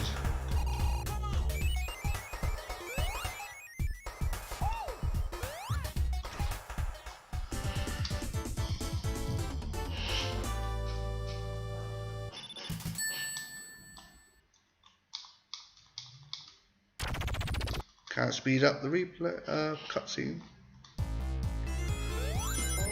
Hello, Ghost. Can I get this jump? It's quite hard to get this jump, but if I can get it. There you go.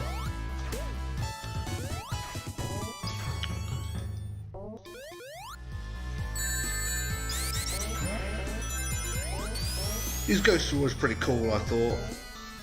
Quite liked them. I thought they were, you know, sort of different. Sort of made the level have general, like...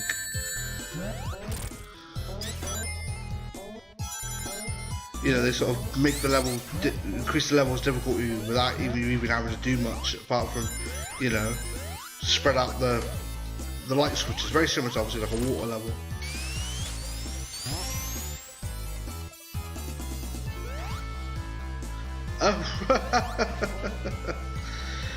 So that was in the actual final release then?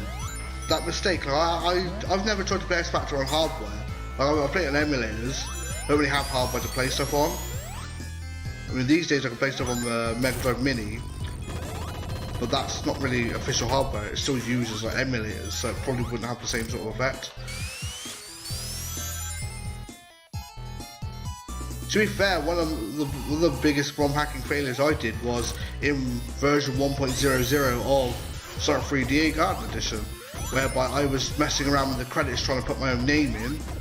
I removed all the code for it, but I missed like one line, and as soon as the credits played, the graphics went all garbled, and I couldn't update the hacking contest release because of it. Because obviously once the, you know, this was literally in the contest week, and Razor and Zenon had done a video on it, and that happened in the video at the end, and I had to justify it to everybody that it was fixed and it wasn't a problem in the release, because I'd released version 1.01 and nobody bothered to download version 1.01. They just all wanted the hacking contest version on the site instead, so they didn't get the bugs fixed. It was really annoying. Oh, right, yes. I mean, we can keep quiet about them if you want, as opposed to people still trying to find them, but I thought they were quite clever.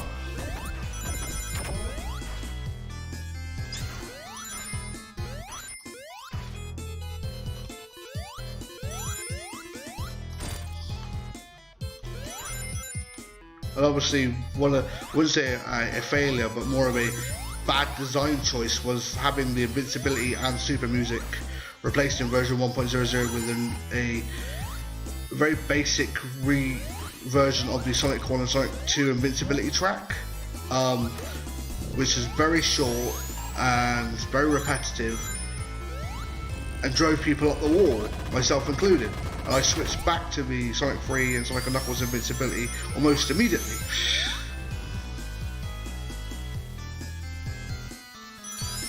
Okay, so yeah, basically the warp zones that you're referring to, the ones that are basically like the warp zone from Super Mario Brothers. But yeah, like I said, I thought they were really cool. It was something that different, and I hadn't really seen anything like that before. To be fair, one of the nicest things that was put in was that switch in A.I.R Temple to sort of change the music back to JXT's version. And then his reaction to it was absolutely priceless, where he was like, I found this switch and it changes the music to a horrible version that I don't want to ever hear again. Can you please remove that switch, because I don't want to hear it. And obviously it was a tongue-in-cheek joke to us as developers. He knew what we'd done, and we knew what we'd done. But at the same time, he was somewhat being serious about it, because he didn't think much of that remix. He really didn't like it. I mean, the original track he didn't think much of, to be fair, so...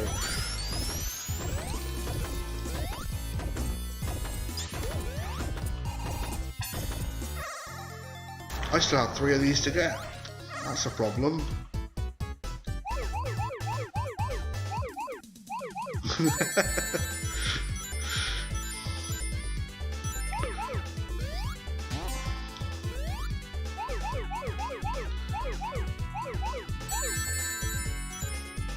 Yes, I do remember there's audio delay. I'm trying not to say things as they happen on screen.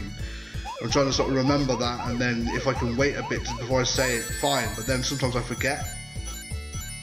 So obviously I'm now in, you know, this is special stage 5 of 7, not number 5, but the 5th one of 7 to complete of the Sonic and Knuckles half. But I probably would have said that before you even saw the big ring, so we're just like, hang on a minute, what?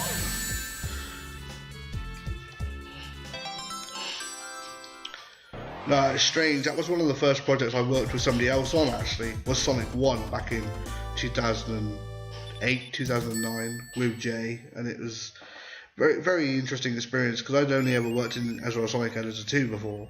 He was trying to explain to me how Sonic 2 worked and how you could, you know, have manipulation over tiles, chunks and stuff, and I had no idea any of that worked whatsoever. I was just like following his instruction on it.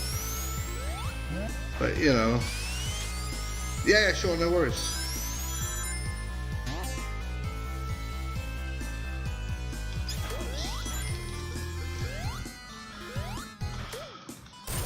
So yeah, this, as I said before, I started working on this, the original ROM hack version of this project in Ezra Sonic Editor 2. And this is quite a long, many years ago. And then when the Sonic and Knuckles disassembly was released, I sort of ported it over to the disassembly and then worked from there. But obviously I was using the first version of disassembly, so there were still problems, a few kinks to work out, you know, issues that weren't fully realised or resolved yet. Some of the formats for the files weren't as optimal as they could have been. But I didn't bother updating everything. I just sort of worked with the disassembly I had, which, you know, I wouldn't be surprised if that's caused problems to people who have downloaded the source and gone, oh god, this is old and awful. And all I can say to that is, my apologies, okay? I wasn't thinking too far ahead at the time.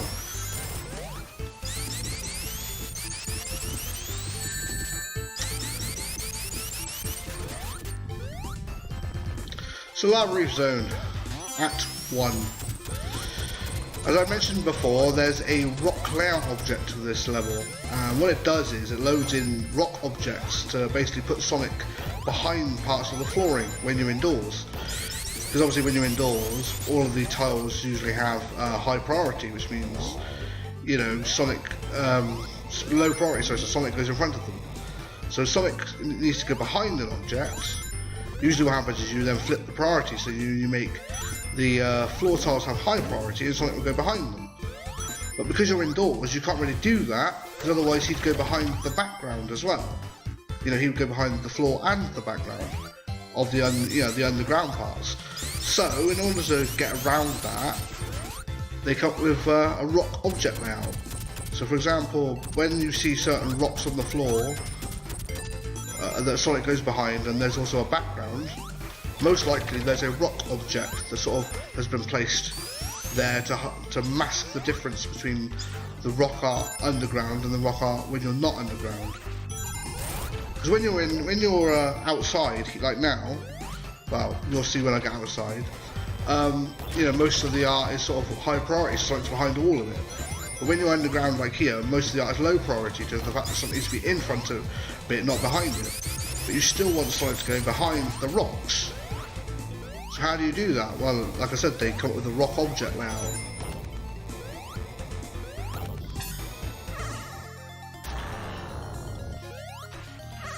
And the reason why I mentioned so much about this rock layout object is because it was literally a pain to work with.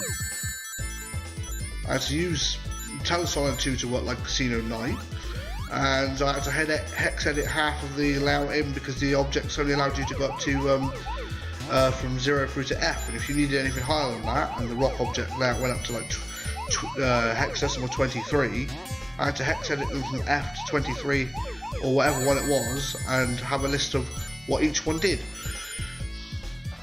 But as soon as the layout was over, I was glad that I would never have to touch the damn thing again.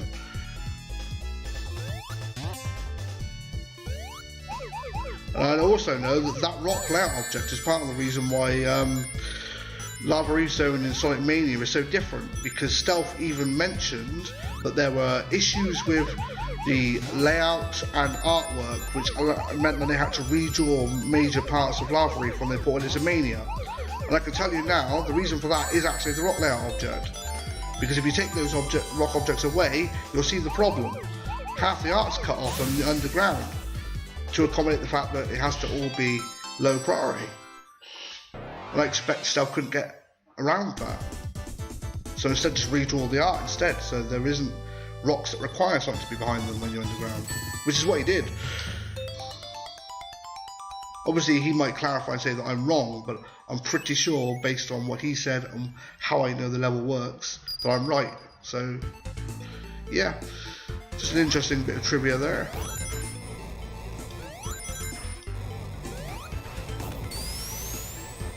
Yeah, I've seen the beta layout in Mania, and most of the issues could be fixed with an actual rock layout, rock object layout. That's all it would require to fix them, surprisingly.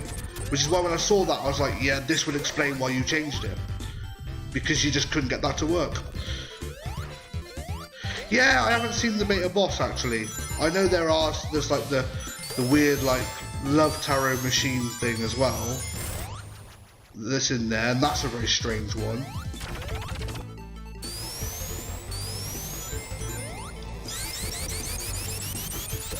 There wouldn't be a Sonic game without beta content just hidden in the game somewhere, would it?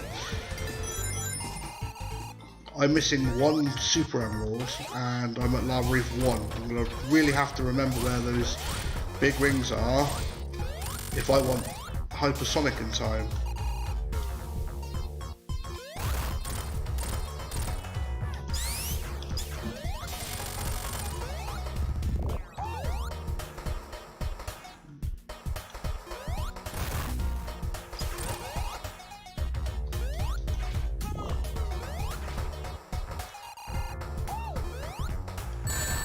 Oh, come on.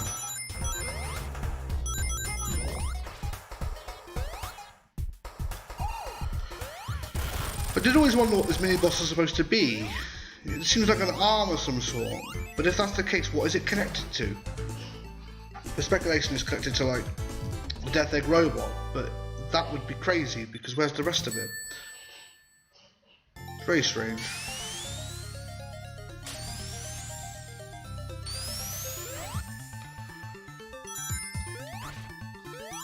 Okay, so we need to find one big ring minimum, because in case I make the stupid mistake of messing it up.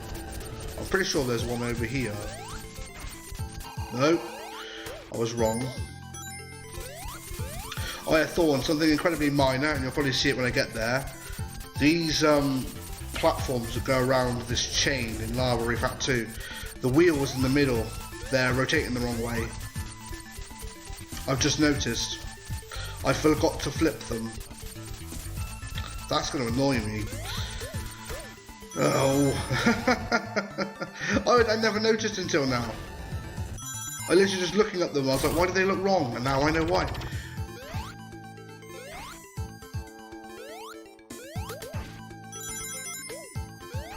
Oh wait, yeah, I know what one is. Okay.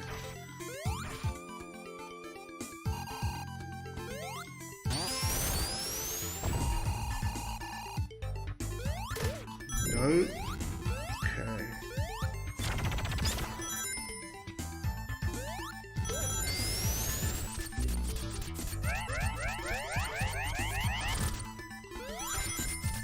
I think it's the same on most of them. The wheels are rotating the wrong way. It's not just the ones I saw. There's some in front of me now, and they're doing the same. Oh, it's so annoying. How did I not spot that? It's like the conveyor belts in like Casino Night or Metropolis. When I edit them, and I see some people like, you know, they do level edits and stuff of the level, and I'll look at it and I'm like, you've used the wrong conveyor belt object. I'm going the wrong way compared to the way that the animated art goes. And there is two sets of like conveyor belt art for both of those levels, like one for going left and one for going right.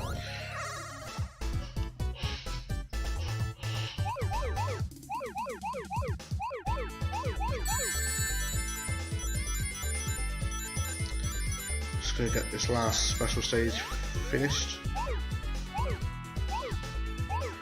Luckily this is an easy one, so I ain't got much of a worry about messing this one up. Trying to get it finished, get the last Super Emerald, and then we can finish the game properly.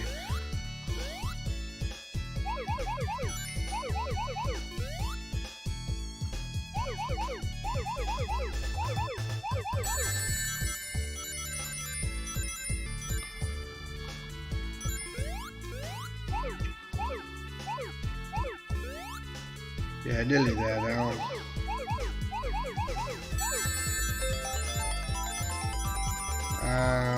Yeah, we need. Yeah, we know there's no over here, so it's fine.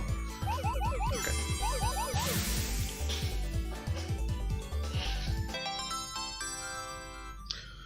Luckily, that special stage, like I said, is very easy to do. It's not. There's no challenge to it, and it was one of the ones I was going to go back and change, but I didn't. But it's pretty much now. Also, mice incredibly high, a bit higher than I was expecting. There's an achievement in this game actually where you have to get what is it? I think it's like 1 million score, and I'm not that far off it actually. I've already done it, but yeah, I'm not far off.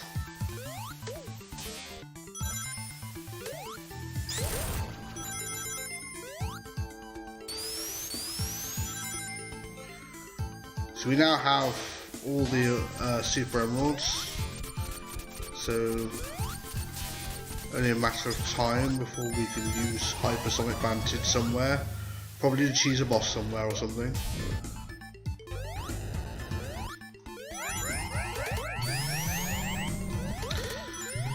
Question for you, Thorn, actually. The code changes that I did in small various places, most of them really small. Was there a way you figured out where they all were, or did you literally have to just play through and find them as you were playing? So I know there's not a lot, like I said, but there are like random small changes here and there that I made when somebody told me how something worked, or I changed it because I could.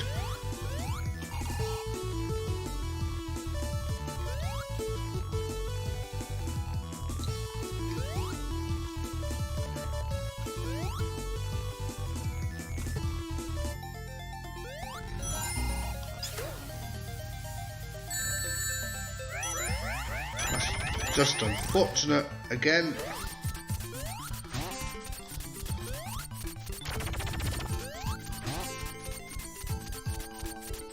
Oh yeah. Yes, that's true. I still do that now actually in the projects I work on. If I make a code change, I will put a comment somewhere with my initials, usually to indicate that I've made a change, because I don't make many code changes, just so I know that if something goes wrong I can easily find it and correct it. The main reason I was asking actually is because I made a change to the amount of hits that the boss has in Lava Reef 2 here. I'm wondering whether or not changed. There's no point in you telling me though, because obviously I'm going to be seeing said boss in a minute. Ha! That's weird. So coming at the bigger screen, you just put two collapsing platforms one behind the other. That's really odd.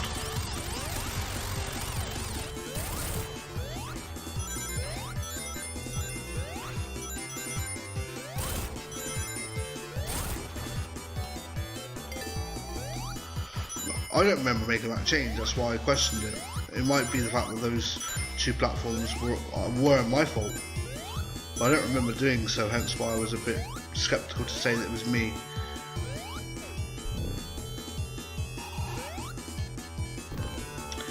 Because yeah, this boss had 14 hits in the original game, and I thought that was ridiculous. But then when I counted back and removed 6 of those hits to make it 8, I was like, hang on a minute, why is it still... He still finishes at the same time in the same pattern, but just one cycle earlier. So maybe it should have always been 8. I don't know.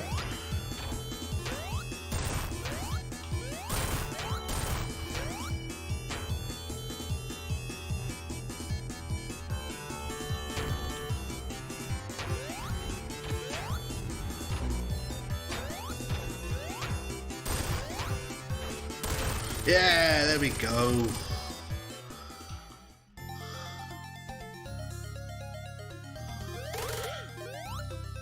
You'll see when it catches up, but basically that's how I feel that boss should always have been.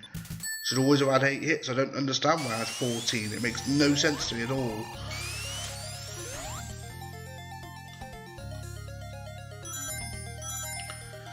Now, I didn't edit Hidden Palace Zone, and people have questioned why, but it was more a case of this was a very cutscene heavy level, and also the chunks themselves are very specifically made for the layout that it has.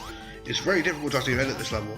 There's also a palette chase that you probably wouldn't even notice, where a green is replaced with a sharp purple. And for that reason I did make a few edits to try and make it slightly different, but I gave up and settled for the monitors being different in the secret area that I deliberately didn't go to because I can't, as Sonic alone.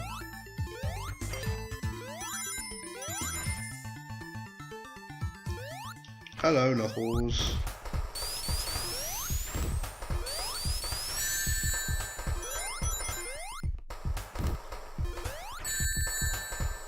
Whoa! What on earth was that interaction? You'll see it when I get there. Okay. If I get hit by Knuckles, I've got flown into the air. It's very weird. Okay.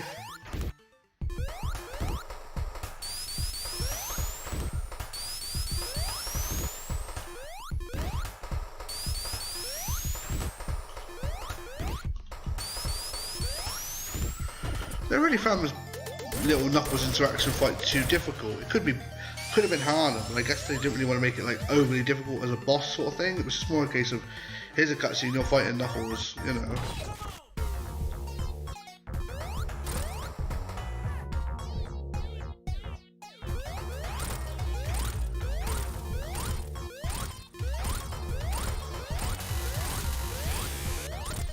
Just hit Eggman about 12 difference.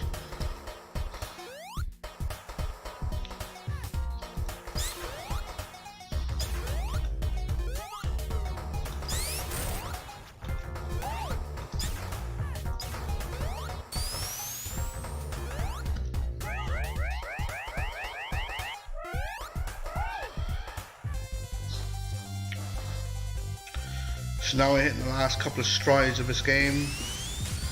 With Hidden Palace over. Heading into Sky Sanctuary Zone.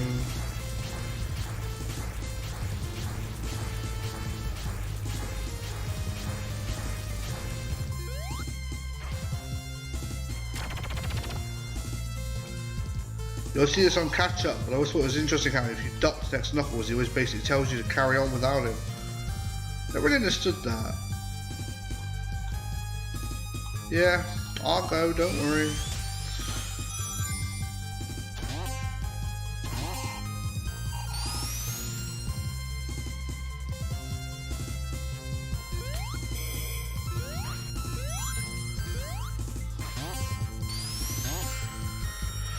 Yeah, this level is another one of those levels that's a real pain to edit.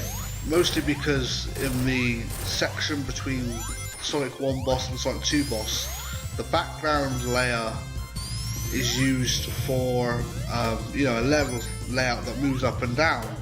You can edit it to a point, but what's it called? It's very difficult to do so without messing things up. And obviously the background is very stationary. It's just blue with those cloud objects loaded everywhere.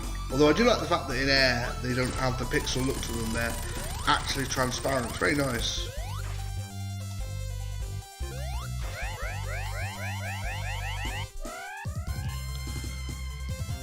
So yeah, this up here. So this bit with the moving background you'll probably see in a minute. Well, it's not a background, it's more a moving floor rather than anything, but it's using the background to do so. I might end up actually skipping most of it because I think I've managed to stay up high and avoid it all.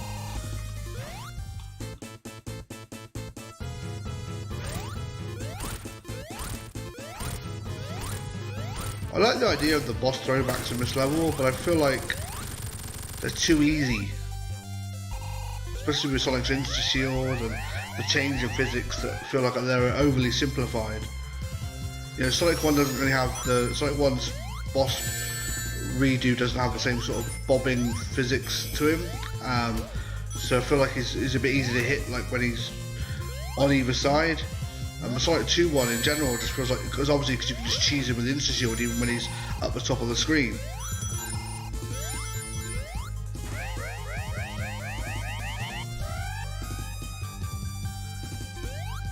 Yeah, it still happens here as well. If you pay attention to the bottom of the screen, the background flickers in. I couldn't fix that for the life of me.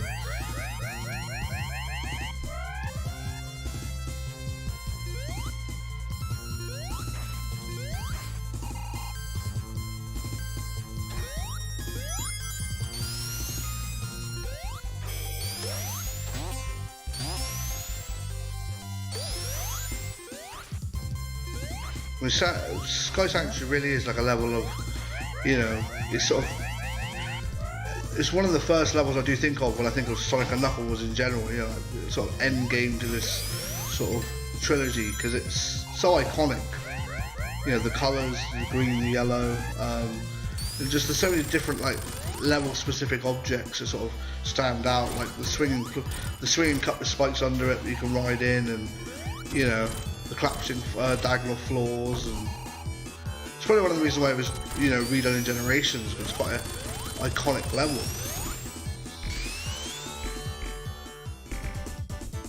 And it still says Sonic got through Act 1, even though there is no Act 2. Well, technically there isn't. Yeah, and just fast forward that.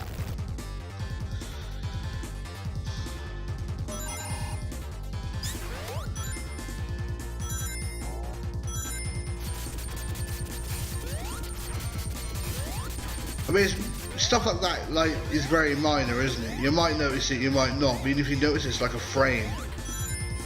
But it's, you know, it's more when it's blatantly obvious in your face, and you think, oh, maybe that should be something could be done to reduce the impact of that.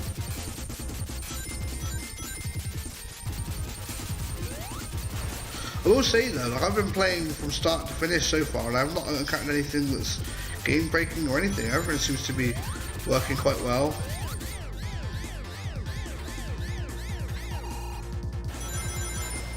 It's always good news. It means people are going to enjoy this from start to finish without any issues, which is, you know, that's the intention.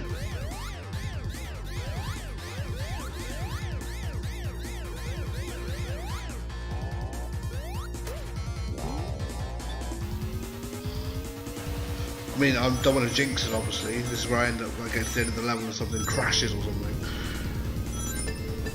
Well, very unlikely that would happen at this point, but you know, it's been a solid experience up to this point. Let me just...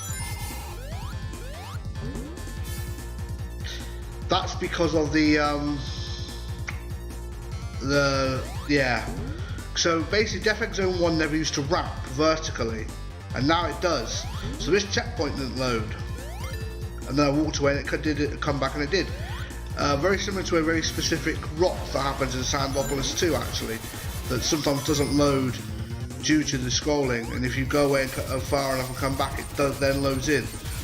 I didn't know that a checkpoint could be affected by that though. Now I know.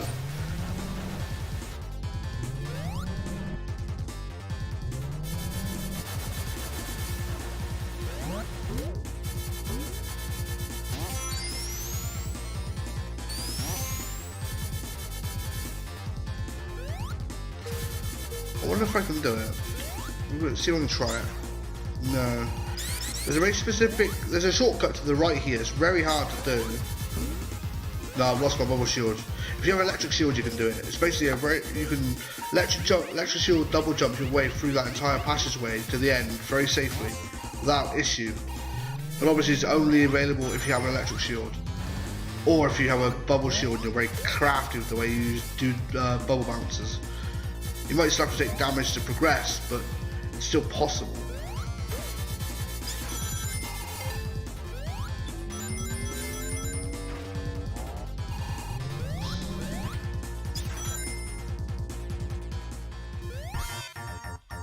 and we'll actually turn into Hyper just so we can cheese this boss.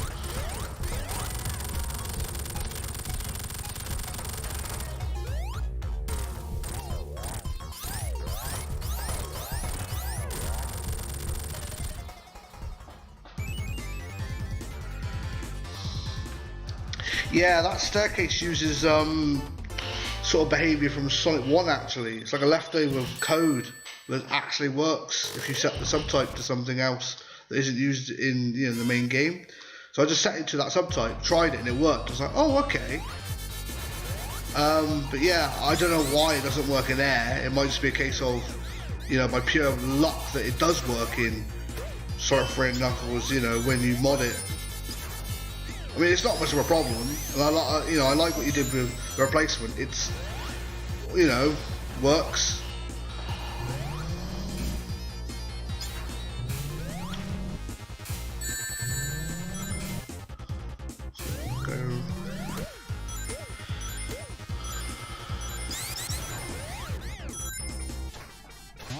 So we really are in the sort of end game of this now.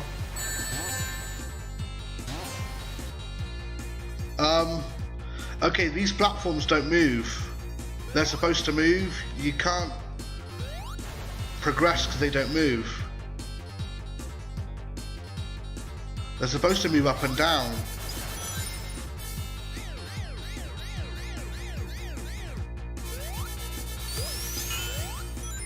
Okay, let me just go back there again and check that that's...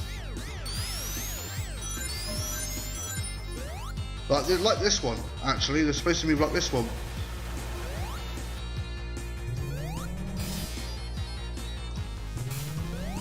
Okay, let me just check that again. Yeah, they were stationary. That's very weird. Okay, let's have a look. I'm going to make our way back there and check them again. But yeah, they weren't moving when I got there. That's very odd. And again, they're stationary. Huh, that's very odd. I mean, put it this way. This one that I'm still on now, which obviously you're not going to see, the higher one. Well, I say higher, the lower, because obviously the gravity switched, but the higher for Sonic, that's the apex of where it's supposed to go, and then it's supposed to lower down to a point where this lower platform is supposed to then meet in the middle. And that's why that spring is down the side to latch to this one. You can then jump across to this one, and then jump back to the top. I'm not too sure, but that's something. Very weird. I don't know whether they use a different subtype, because I think they move slightly faster.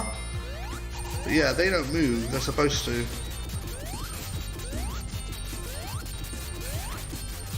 Okay, no worries. It might, like I said, if they use a different subtype that isn't supported, that might be the reason. It could,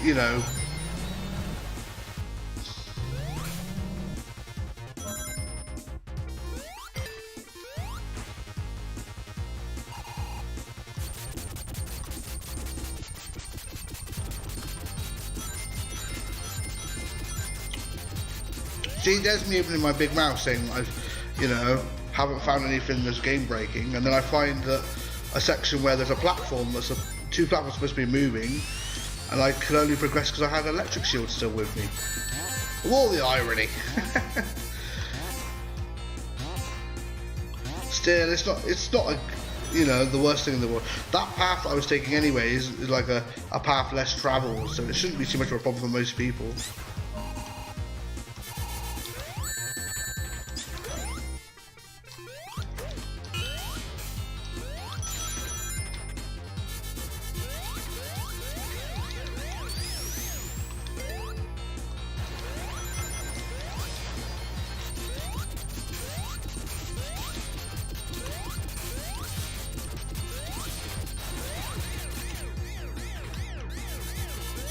I remember this.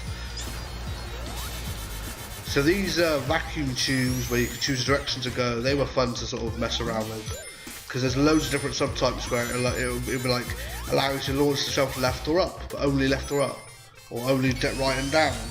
There's like 16 different subtypes for different directions that they can throw you in.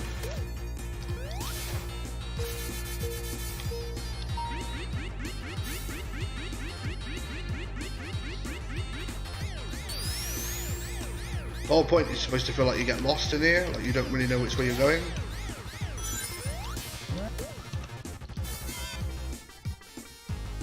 I've lost my headphones there, that's not a good thing. And here's another one that's supposed to be moving.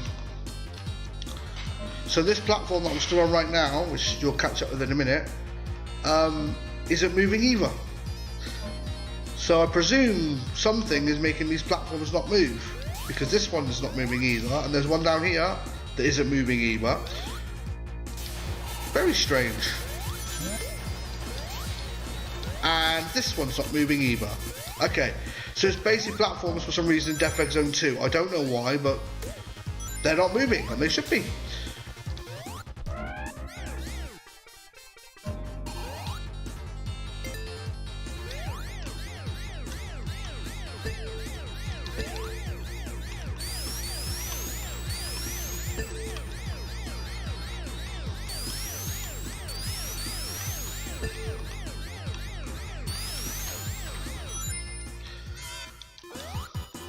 You'll probably see them all on Catch Up Thorn, but yeah, there's quite a few platforms in that path that I took that just aren't moving and they're supposed to be. It's fine, I have an electric shield and obviously you're upside down, so I can just sort of fall down from them. But yeah, they're supposed to move, sort of indicate the way to go. I'm not too sure why.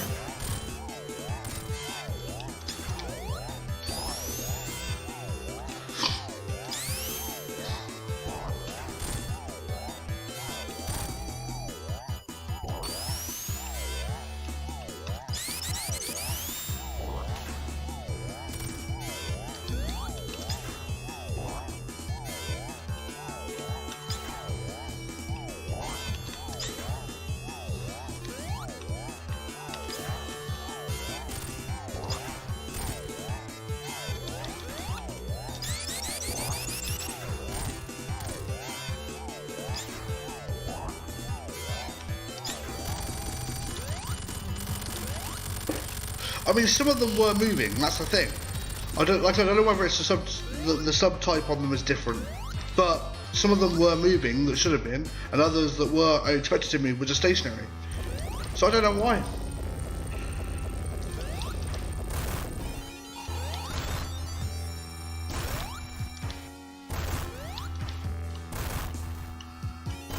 Okay, so we've got Mr. Death Egg Robot to take care of. Well, technically Mark 2, because obviously the first one was the one in Sonic 2.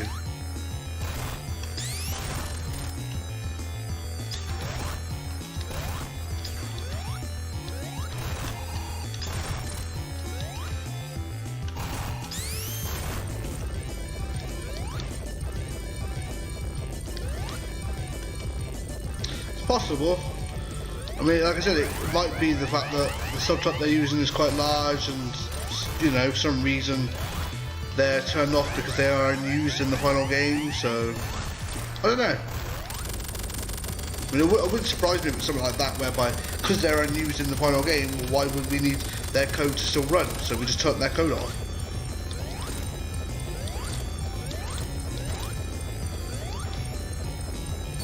I mean, I'm just speculating, obviously, because I don't understand how it all works, like, with, like, Sonic, I know Sonic 3 Air runs code on top of things, and the objects still use their original code, I think, but... Ha! There's an invisible wall, okay, you're going to see that later, but there's an invisible wall to stop you from dying at the end of the Death Egg Robot fight, which I do like. It's nice of them to at least consider that.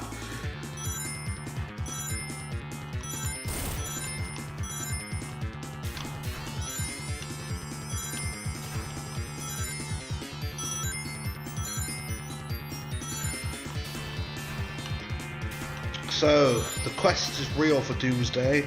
Always having a minor objective, and that's to see if I can get a 1-up with the amount of rings I pick up. I wonder, can we do it today if we're lucky enough?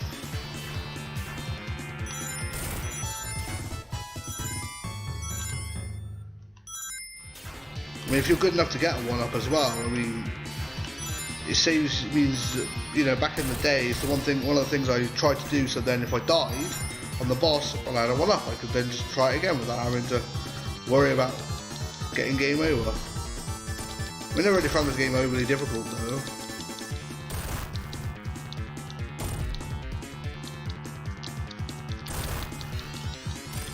It's weird, these missiles have 360-degree movement, you know, with all the frames and stuff on them. They're being proper rotated, but I've turned that off for Sonic. It feels so strange that I'm moving in 8 frames of animation and yet the missiles are still moving in God knows what animation they want.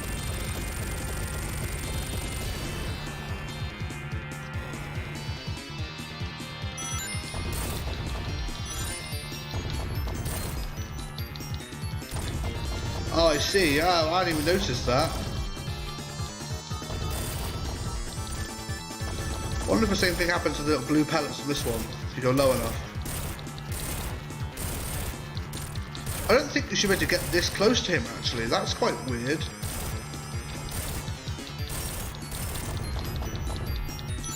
Yeah, it feels like you're a lot closer to him in this. Maybe because he's only just off screen.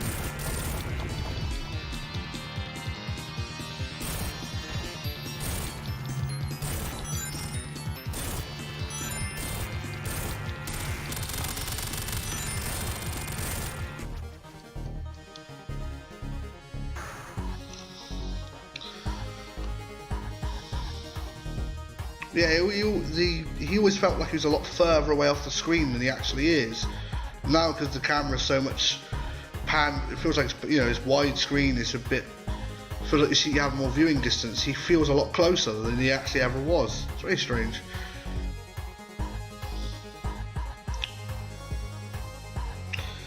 So there we have it. Sonic's story in Sonic 3D A.I.R Edition, ported to Sonic 3 A.I.R Revisited, completed.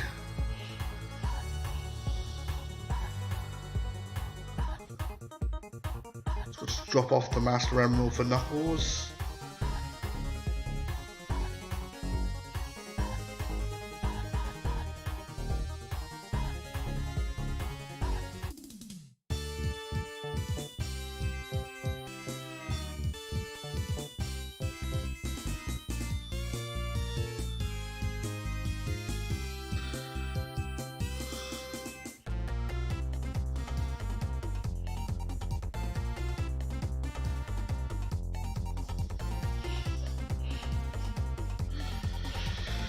Oi, what an experience.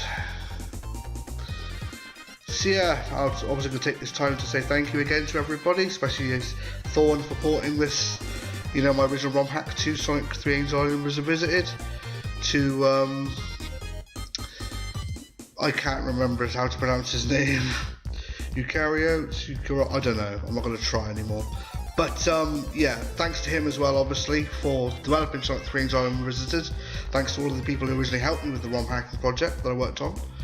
But yeah, it's been a great experience again, reliving this through the new engine. It really has, and I hope everybody else can sort of enjoy it the same way as well.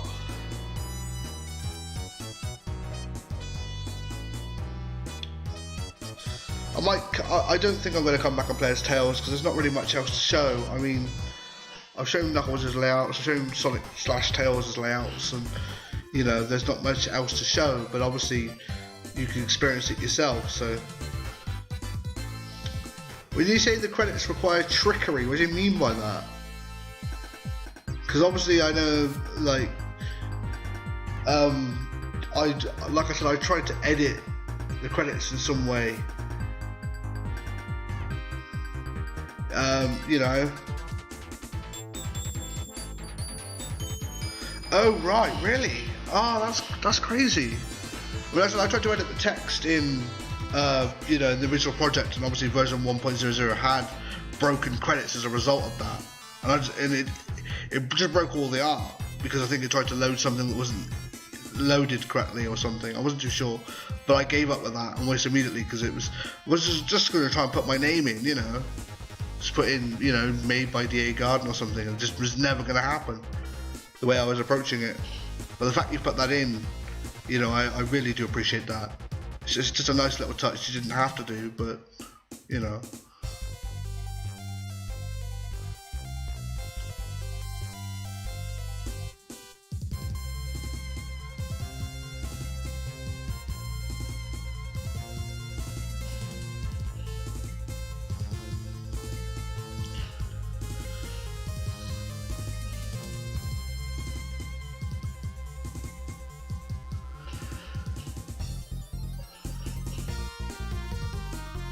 Oh jeez. Still sounds like a lot more hassle than it should have been, man. I didn't even know you were working on it. If I'd have known, I could have probably pointed you in the right direction for the stuff I knew I changed. And there we go. So Hedgehog 3 DA Garden Edition with Hypersonic. It was, you know, I was using some map head to edit some of the minor text everywhere. It was a pain, but it, you know, it's something that was in my skill level I could do. So there we go. So we go back to it now. That's cleared as well. Too many cleared save files. Obviously, you're not going to see that yet. I have a few like that are cleared with like Super Tails, but it's using the old Tails logo because I refuse to do the final boss again. So I want to keep the old logo. Same with Sonic one, that's Super Sonic, but it has Hypersonic unlocked. My favourite actually is the Super Knuckles clear screen. It looks really good. It's a shame you just get the generic clear screen, you know, with the 3 of them when you get all of the Super Emeralds. But there you go. So yeah, that was pretty much it. So yeah, I think I'm done playing this for now. Thank you again for everybody who tuned in. Obviously, Thorn was very vocal in the chat. I don't know if anybody else was around, but if you were, I want to thank you for joining in. And as I said on my update video, I'm going to be trying to do some more videos, some more streams, some more content in the near future. I'm now settled into my new place. You know, obviously the stream setup seems to work. Can be improved upon, but for now it's acceptable. So going to be using it in the near future for other things as well. And yeah, obviously if any other developments come out of this, I'll keep you updated. But apart from some minor bug fixes, I think the project is pretty much there for everybody to enjoy now. So yeah. So yeah, thank you very much again, everybody, and I'm sure I'll see you all again soon in the near future. Of course, if you're interested. Okay. Thank you, everyone. Goodbye.